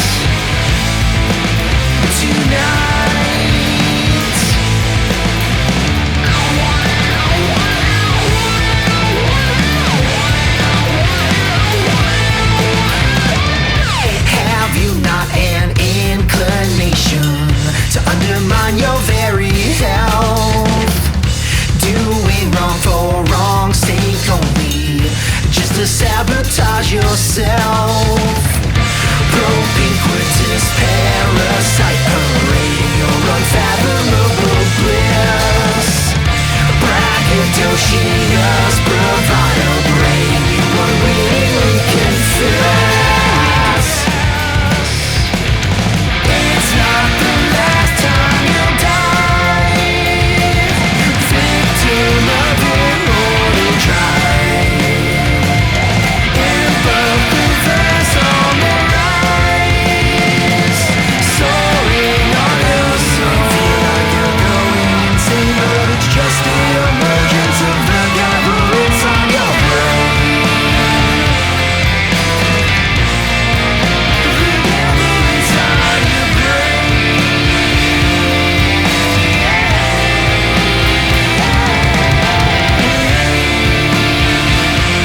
Inside your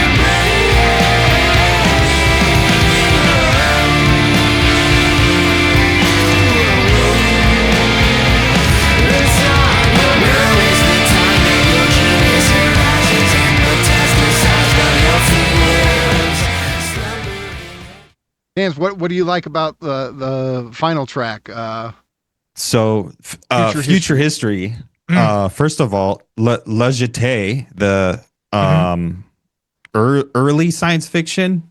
Yeah, I mean, certainly for in cinema. Film. Yeah. I while I was listening to it over and over again, I was thinking, oh, it's kind of post-hardcore and it's kind of commenting on post-modernity. That's an interesting little tidbit. But it's like a lament for nostalgia, or it's almost like reconciling with nostalgia. And then I felt optimistic at the end. Like at the end of it, I felt an optimism. I don't know if you felt it when writing it, but it felt like a catharsis, like dealing with, that. Look at what they've taken from us. Like how there's so many memes on the internet are about like, look at what they've taken from us, and they're despairing at the state of the world. And I also despair at the state of the world, but I don't say, look at what they've taken from us. Right. And I do think there is a moment of optimism in creative destruction, if you will, or whatever. But I think that for me, I think it's a hell of a closer. Oh, well, thanks, Matt. So that it's can I just add real quick? Yeah, it's go ahead, great Mikey. that the great quilting point of the album is about retroactivity. Yeah, well, that's right. So retroactivity, Nachtraglichkeit, après coup, like that's the fundamental, psychoanalytic concept that song, that song deals with, and that similarly to Oedipus, I knew that one was going to be the closer, because it does, and I'm glad. I like that you used the word or the term lament, because there is something like it does sound like a lament in a way, because, well, a lot of the songs are in a minor key. That's just like kind of like the garbage song, I'm only happy when it rains. Like I just write a lot of stuff in the minor key, because I just connect emotionally with sad bastard stuff. But that one, it also was, I was not worried about it, but that's one where it's like a minute or so before the drums come in, and so I was worried about getting the vocals right for it and hitting the right sort of timbre in my voice, or whatever, because there's a couple moments. D'entre le mot is like that too, but like before the band comes in, when it's just you and a guitar, and you're like, oh no, I can't hide my voice behind all the other shit that's going on. So, but I basically, I actually initially thought about making that song about Toni Morrison's Beloved, because there's a haunting, I mean, a lot of the songs have this, but there's a haunting quality to it. And then the more I thought about it, you know what it was? It was the, when I was demoing stuff, in between the end of the first chorus and the next verse, there's this sort of like long drawn out guitar solo or guitar sort of interlude. And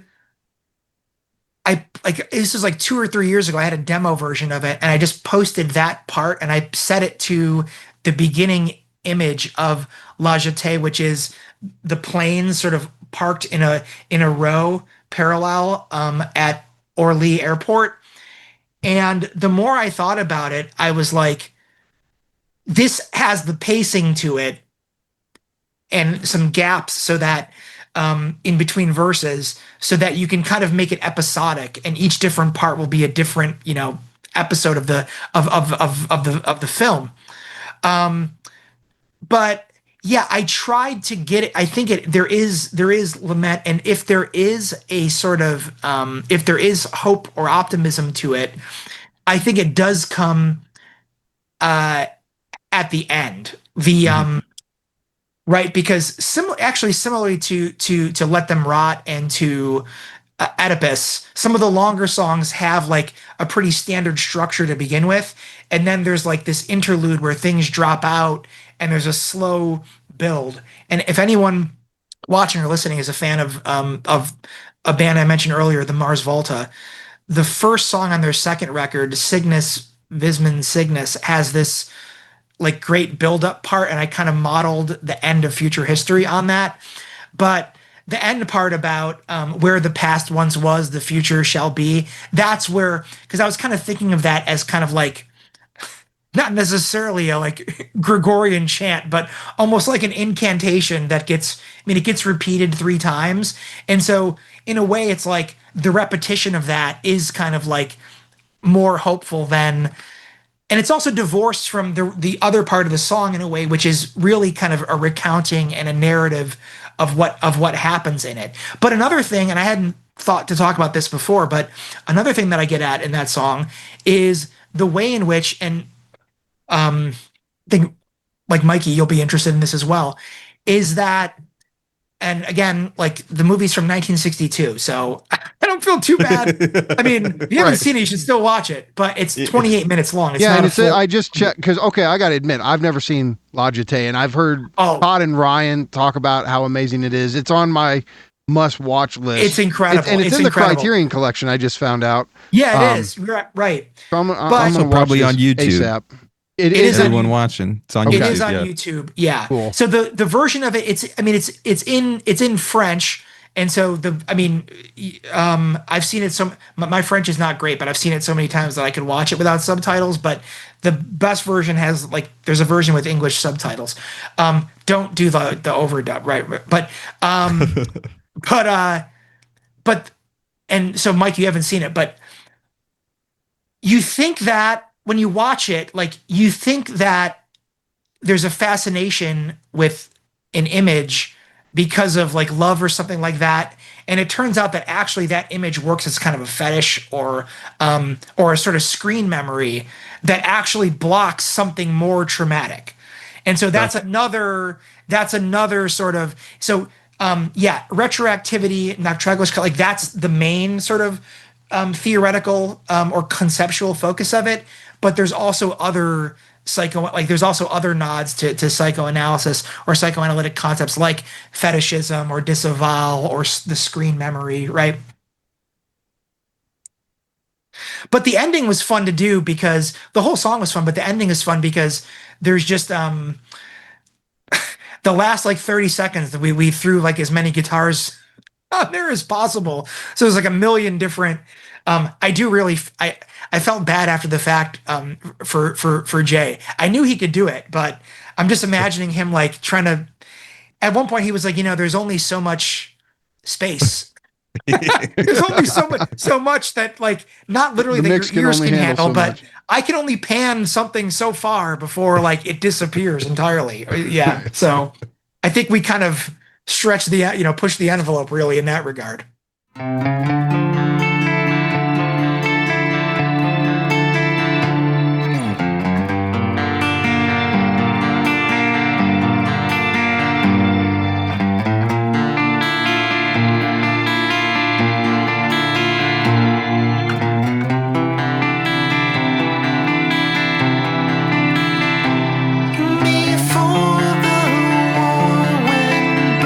Still chirped and sunshine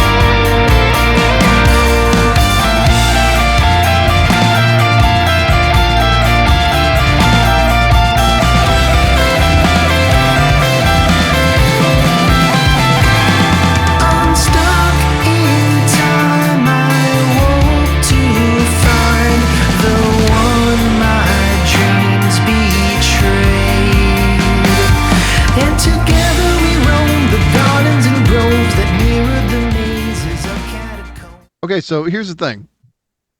I want to ask both of you something because this brings me to a broader question now, which is, look, I was really excited to finally have a conversation with the three of us because both of you, I think, are taking theory in a unique direction.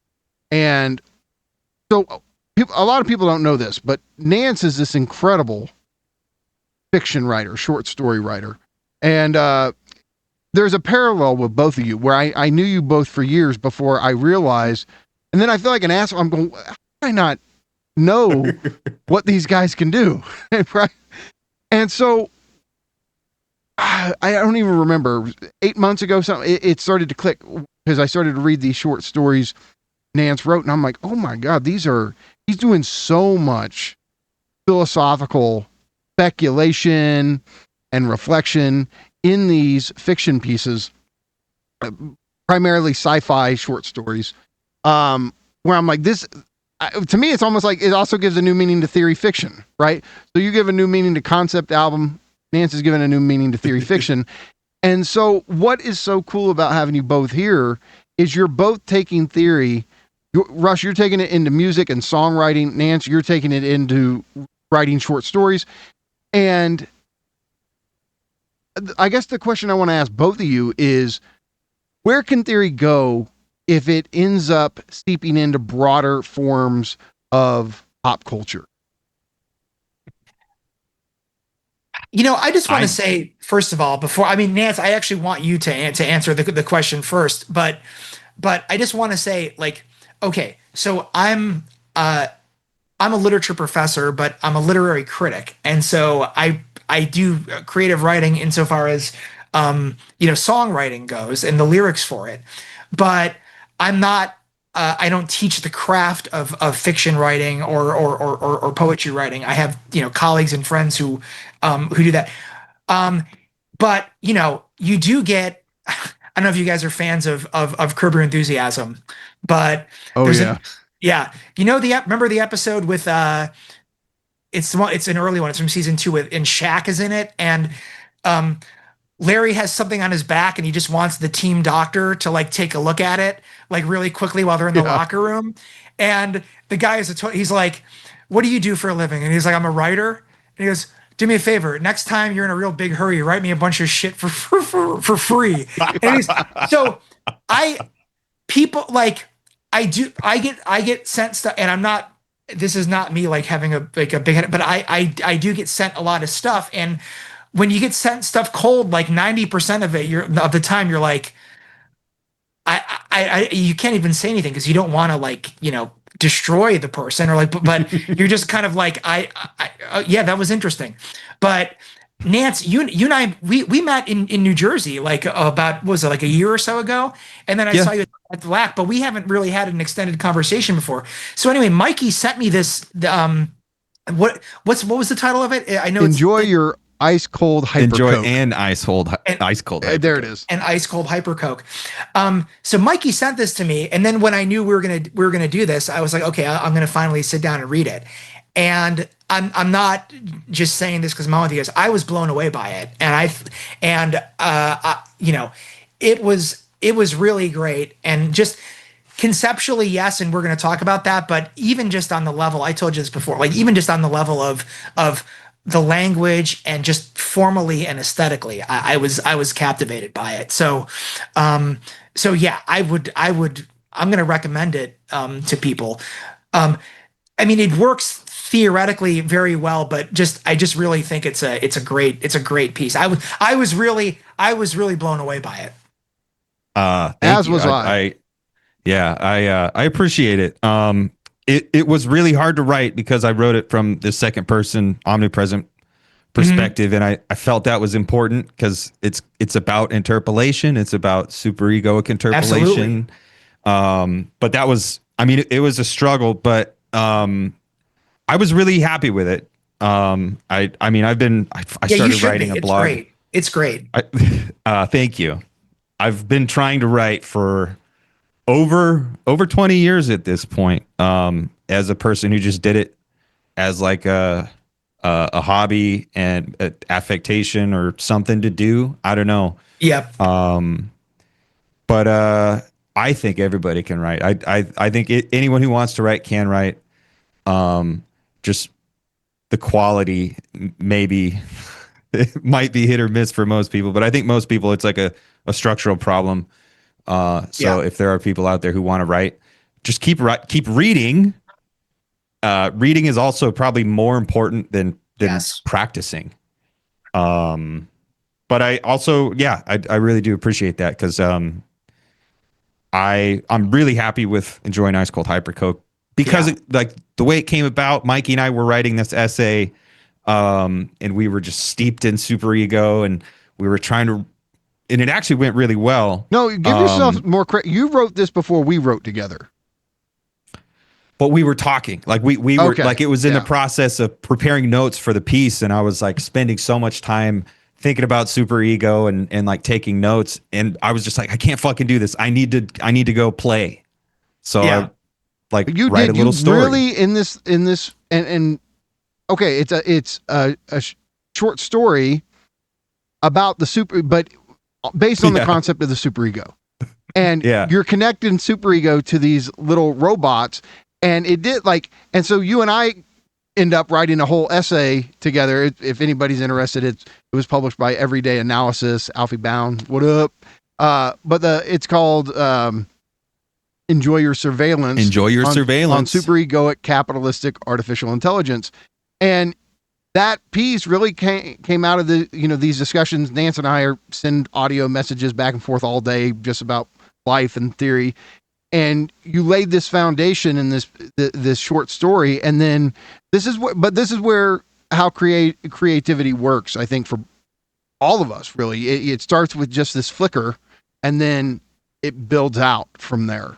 So I mean, but again, what I love about what both of you are doing is I love hearing these concepts that mean so much to me expressed in totally novel ways.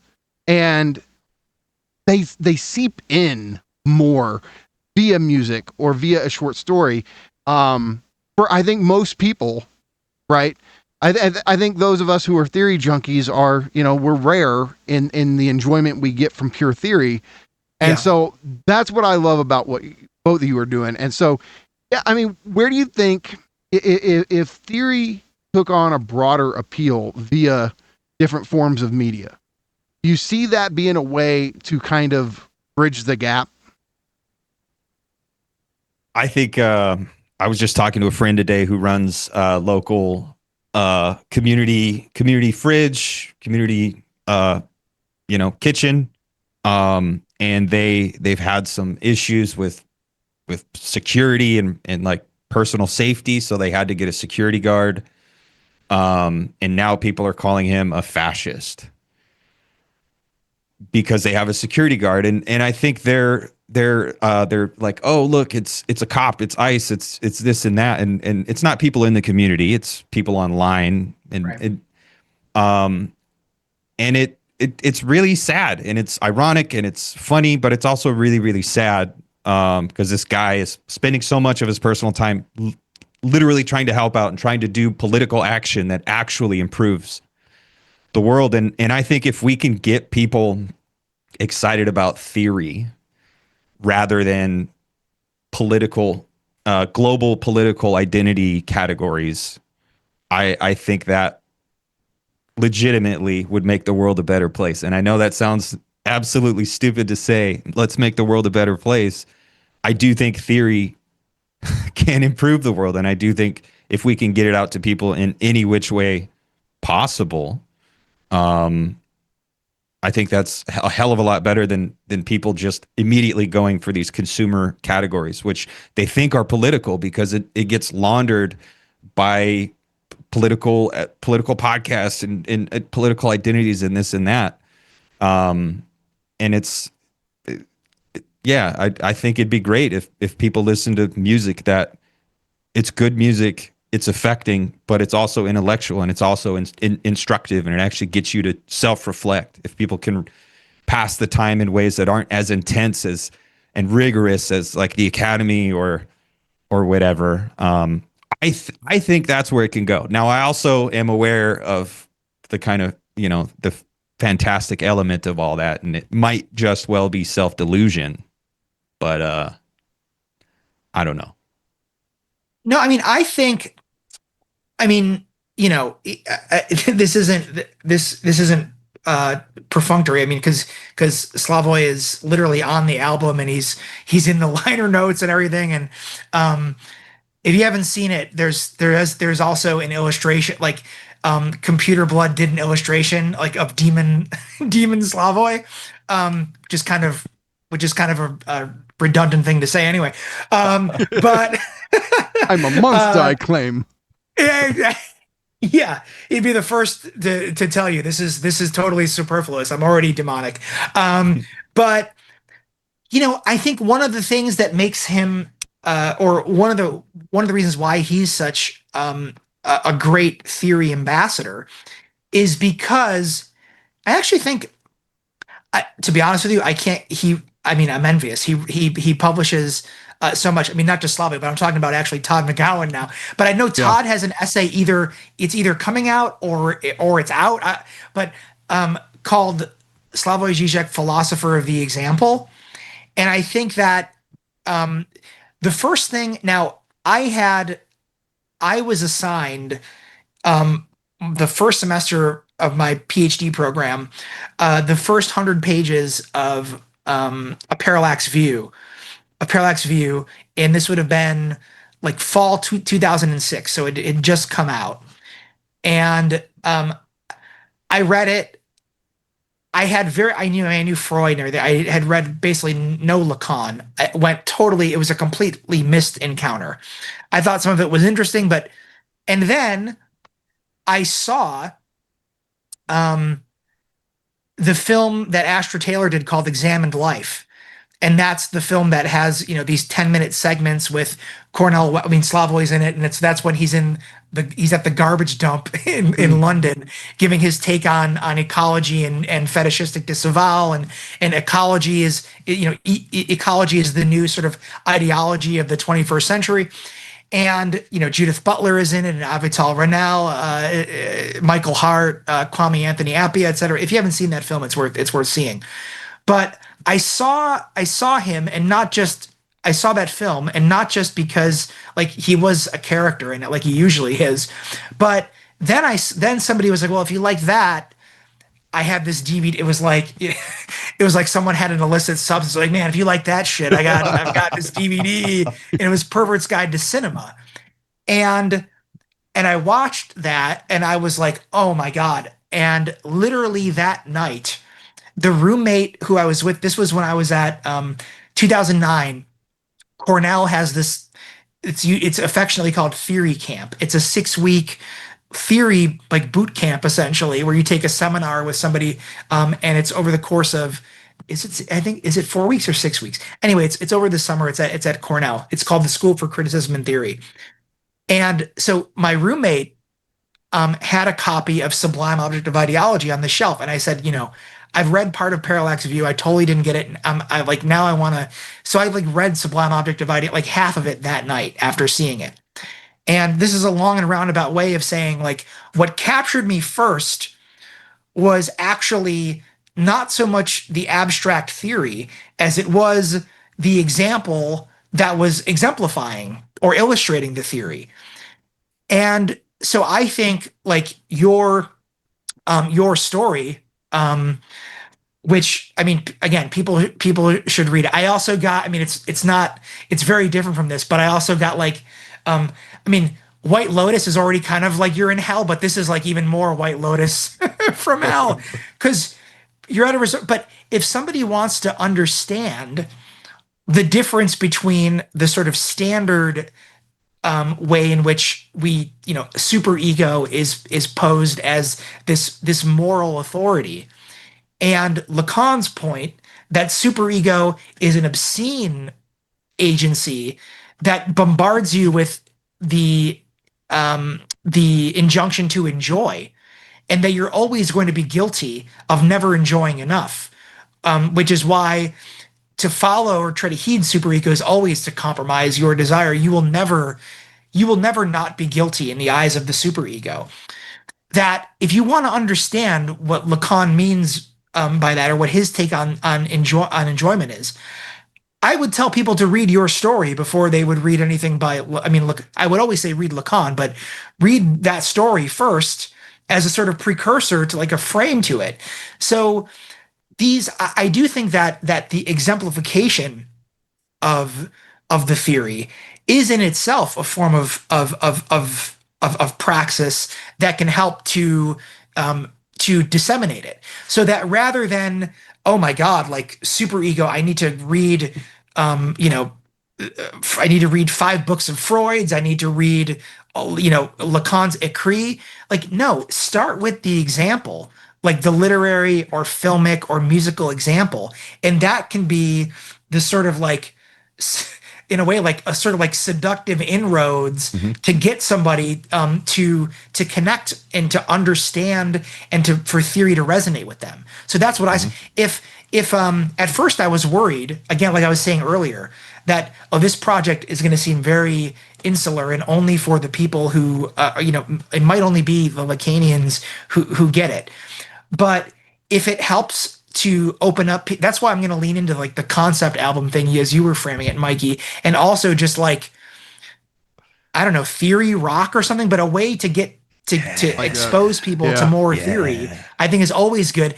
And I think that this theory is a lot of this theory was developed alongside art and aesthetics, right? I mean, Mladen Dolar has this great essay on Freud's The Uncanny, or it's actually on Lacan and ecstasy, but it's really also on the uncanny. And he essentially says, more or less, that it's literature through which it's Freud's analysis of that literary text in the uncanny, Hoffman's The Sandman, that enables him, like, he's like, this is why the uncanny, almost like if you read Freud's essay, The Uncanny, almost every single major Freudian concept throughout his entire career, it's in there because it touches upon so many central concepts. And that's not even to say that's to say nothing about the fact that where did he come up with the Oedipus complex? It wasn't just from reading it. It was his father had died. He happened to go see a production of Oedipus, and that sort of awakened in him this sort of recognition. And so art, literature, music, painting, film, like television, like this is not separate from theory. It does theory itself. Yeah. I love it. Yeah. And so, I mean, look, this kind of gets us to this other thing I wanted to ask about, right? Where I think so many of us who do theory, we always base our examples in cinema, literature, but nowadays, cinema, especially because of Slavoj. But I find when I'm writing, I always have to quote song lyrics and bring in music. And I wasn't even aware of this until a couple years ago. And maybe this is because I'm a quote underground theorist or autodidact, whatever you want to call me. But this isn't something because I'm not a professional academic, so I didn't know this was a thing. I didn't understand the problems you guys go through if you want to cite song lyrics. And to me, I didn't really look, working in Lacanian psychoanalysis, it's like we kind of defend alienation. Todd's wrote this great defense of alienation, but this is a point where I think alienation is bad. And I feel like you guys have to be alienated from songs because of this bullshit thing of not being able to cite song lyrics. And it's really sad. And what do you think about this? Like, what is the deal? Because I don't think most people know. What's the deal with citing lyrics? So it's a good question because actually, so I haven't had the problem just because, I mean, I'm sure at some point I might use a song lyric as like an epigraph or something, or try to at least. But I haven't encountered that problem. But I do have friends who do, and it's not just. I was telling you this a couple weeks ago, I think, Mikey. It's not just the song lyrics, it's also poetry that's still under copyright and is not public use. So I have a very good friend of mine who's working on a book and on American poetry, and the earlier chapters he can quote as much as he wants because it's on stuff that's in the public domain. That's why it's been published, but like there's Dover thrift editions of it. It's on Project Gutenberg online, and then when he gets into like stuff in the 40s and 50s, 1940s and 50s, that's still under copyright.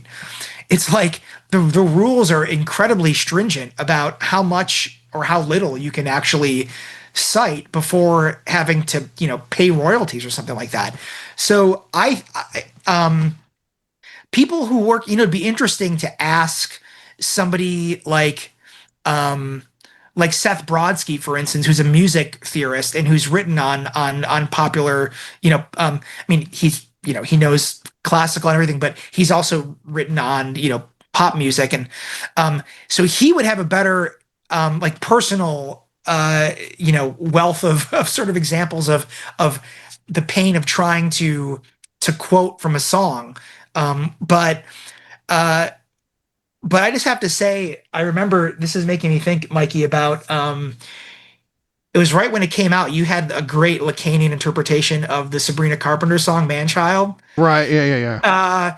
And so I loved that because it's funny. It's kind of a blind spot for me because I don't often, I fall into the same sort of category with most people that I've thought very little about actually like interpreting or doing psychoanalyzing or interpreting songs, lyrics in that way. And I should do more of it. But I mean, now that I'm thinking of it, but it's almost like, it almost seems to me like it was off my radar because it's too close, like creating music in a way.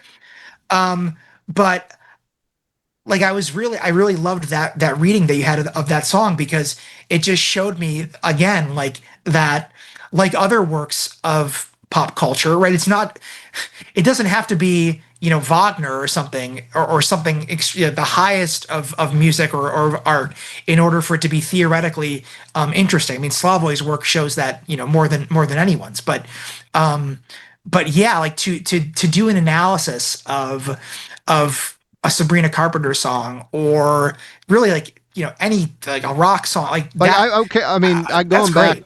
Going back to one of my older blog posts, the one on Lacan's concept of the phallus. Like I analyze a verse by Biggie, and then I remember that. I have a Kenny Loggins song, and so for me, it's just been something where I don't know. I just immediately started to see different songs as based in certain concepts, and so I couldn't help. But at some point, I started going, wait, I'm interpreting these songs. Why don't I see anybody doing that? And it was Todd who broke the sad news to me. He's like, oh, there's a reason.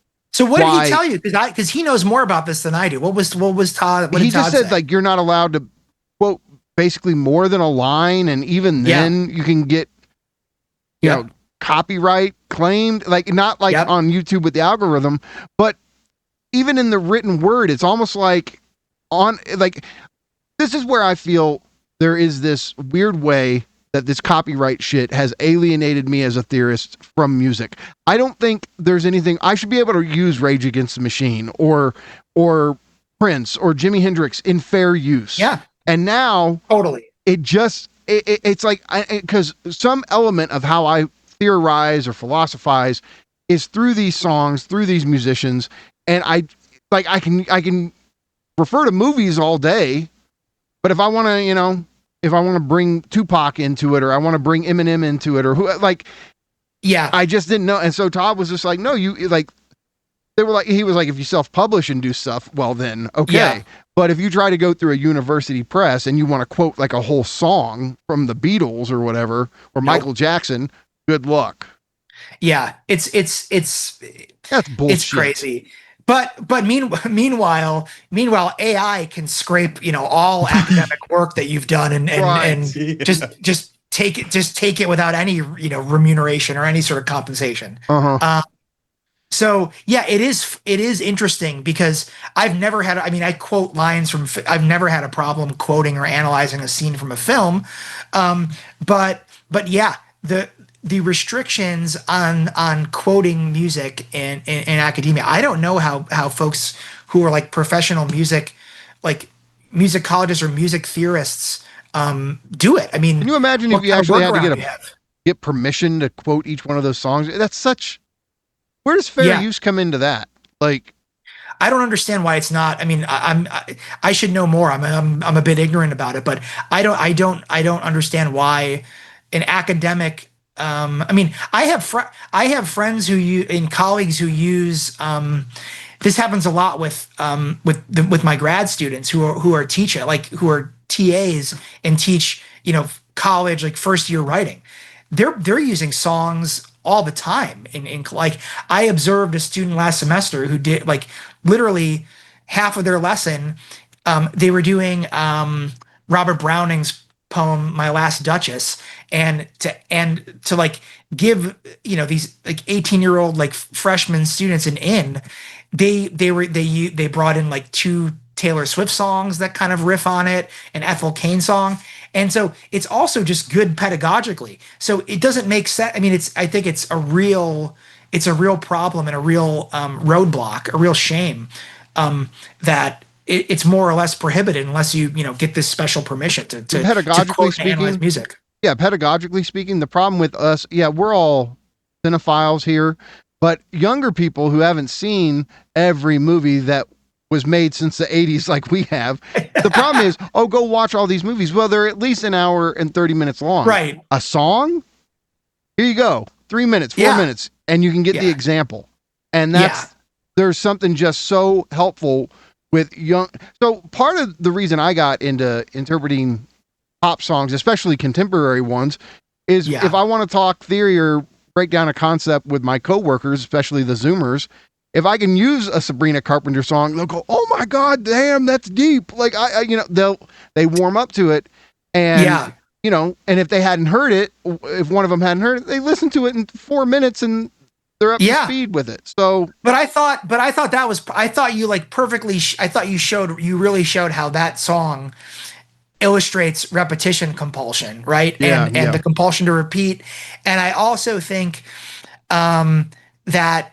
What was I going to say? Like, that's a perfect example of showing somebody like how, like Sabrina Carpenter didn't that wasn't at the forefront. Like, I don't think it was what she was, but how the music or the art object does things that are like, and signifies in excess of any sort of intention or any sort of, and it was a really good example of, again, like, it was on par with like Freud's, the examples Freud gives, right? Of the compulsion to repeat, where it's something like you don't realize you're doing it. And also, do you guys know I'm a huge Radiohead fan. You guys know the Radiohead song, Just? It made me think of that song because the chorus of that song goes, you do it to yourself and that's what really hurts. You do it to yourself and no one else. And this made me think of like, you could read that in a similar way. Same with Todd. Todd and Ryan. Todd and Ryan's example obviously is always Waterloo. I feel like I win when I lose. Right. Yeah, exactly. And so you can, I don't think you can downplay the importance of the example, because.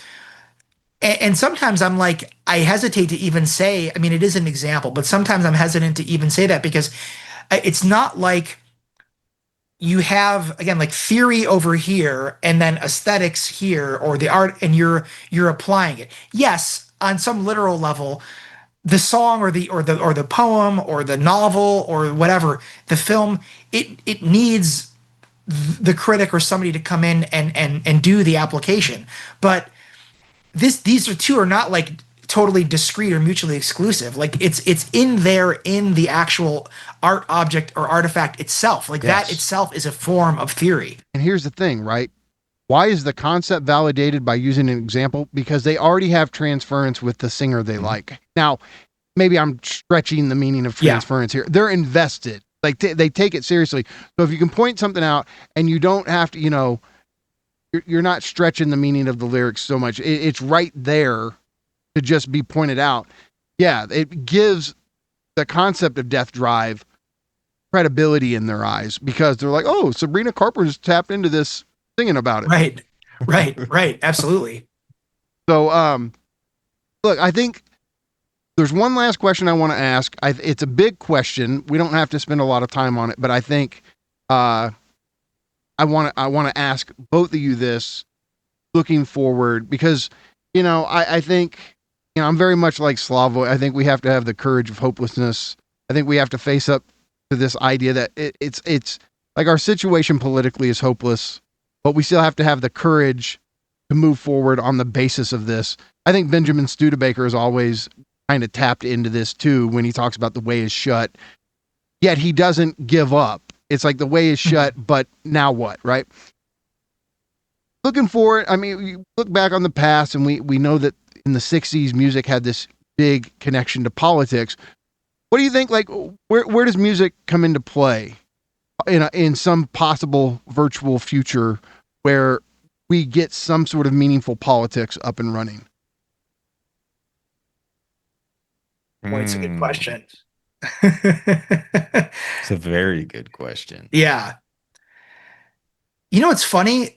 My immediate response, and this is not very coherent, but I'm just thinking of the actual, like, what music does, and different forms of music, or different genres do this more than others. But even though I think, I mean, I don't know, you guys might disagree, but like the second and third Matrix really kind of, not great, but that scene that they have early on in the second one, where it's like it seems like like an underground rave or something, like the sort of somatic quality of it is almost in itself kind of like not a political act. I don't want to make it sound like I'm sort of like affect theorist and that you can have politics without organization or something like that. But I do think that whether it's sort of whether a song is explicitly political or not, that it ties into there's something related to the social link about it, and it brings people together who maybe have nothing in common politically. And it's not like this sort of like kumbaya, oh, well, let's just toss aside all of our differences and be one with with the music. I don't mean it in any sort of like, naive or sort of pathetic sense of that. But there's something inherently, this is why I didn't want the Misconstruity songs to sound like it was like just, it wasn't just one person, it was me and Rob, it was two people. But I didn't want it to, I wanted it to come off as a collective. Like to do those songs live, we would need like 5 or 6 people on stage to pull off all the different parts. But I just think that music and musicians have long, you have plenty of musicians who take like the Michael Jordan route, right? Which was like, politics doesn't sell sneakers, right? That's the famously. But you go back to the 60s, which I think is the last time, I think that's the closest, you're talking about, the door being shut and the situation being hopeless. I really think now, like, especially where things are headed now under the, new fascism, authoritarianism, that we are now like in a watershed moment that is years later, however long we exist, is going to look like in history, like the 60s. And I think like musicians, artists have always been at the vanguard of tapping into the political potential of music to help stage a movement. And that's why I think I talked a little bit about this with Todd, that I didn't get, none of the songs on this record are expressly political. There's some that have political leanings, but I really do think the next if there's a next project, I want to sort of literally, I want to get more explicitly political, and whether it's like sort of post-apocalyptic or science fiction or whatever, that music definitely has a role. I don't know, that didn't really answer your question very well, but I do think that there's something inherently collective, and I think that even though the music industry is really really terrible now in a lot of, I mean, musicians don't get there's very little reward to actually produce music. I mean, and that's in not getting, compensated for it. But and I'm not saying that this is a great situation, but the fact that musicians now make most of their money touring and performing in front of people, I think that's also kind of it's a weird sort of offset of the everything is streaming and everyone's got their pods in and no one's listening. So I think there's still a lot of sort of public collective potential for music. Sorry, I'm talking too long. No, it's great. That. I mean, look, I think we all would agree music most likely has something to do. It has a role to play in this.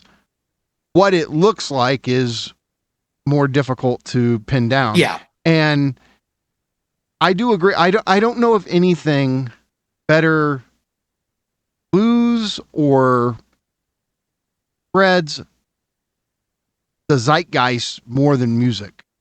And the thing is, Nance, I mean, with how much you and I think about fragmentation, how the masses are fragmented, so on and so forth. It's almost like we need a collective zeitgeist. How to break through the fragmentation and the isolation, very difficult to see. But it seems to me that something with music would have to be going on. What do you think? I think, I think the music is inherently a collective thing. It brings you in contact with ecstasy in an ecstatic way. I think that kind of forces you to confront ecstasy. It forces you to confront yourself and the world in this kind of collaborative dialectic that I think can ultimately only be political, and whether you choose to make it political for the sake of others or for the sake of like the symbolic identity, or which would be the Michael Jordan thing, I don't care, I just need money. Well, ultimately, blah blah blah. Anyway, I think music is a way to speak that is it's a minor language necessarily. I think I want to reference a William Gibson novel called Idoru. It's one of his trilogies, but it's like an AI generated music, like pop star, and they're doing this shit in real life now, where they have one just entirely got AI generated $1 million contract.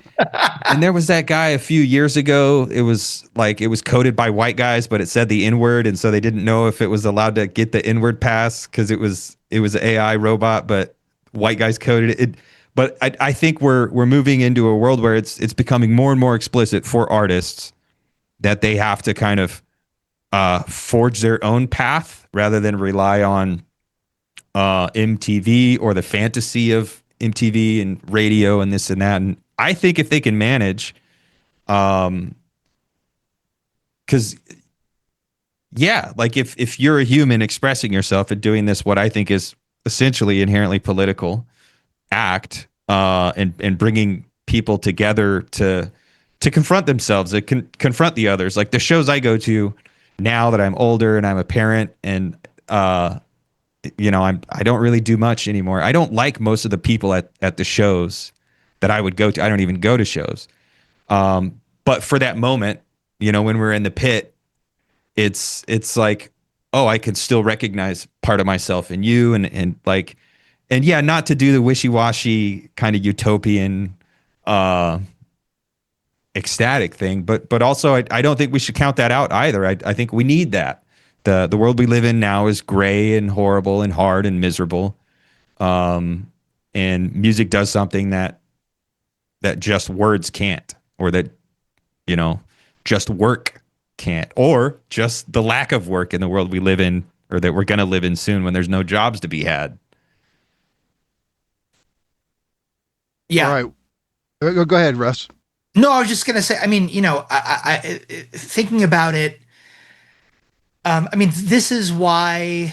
I mean, look at what. I mean, it didn't stop a lot of. It didn't stop the right people from vote. I mean, not that that you know Harris was at all like a great candidate, but I mean, look at the sort of hysteria around Taylor Swift on the right.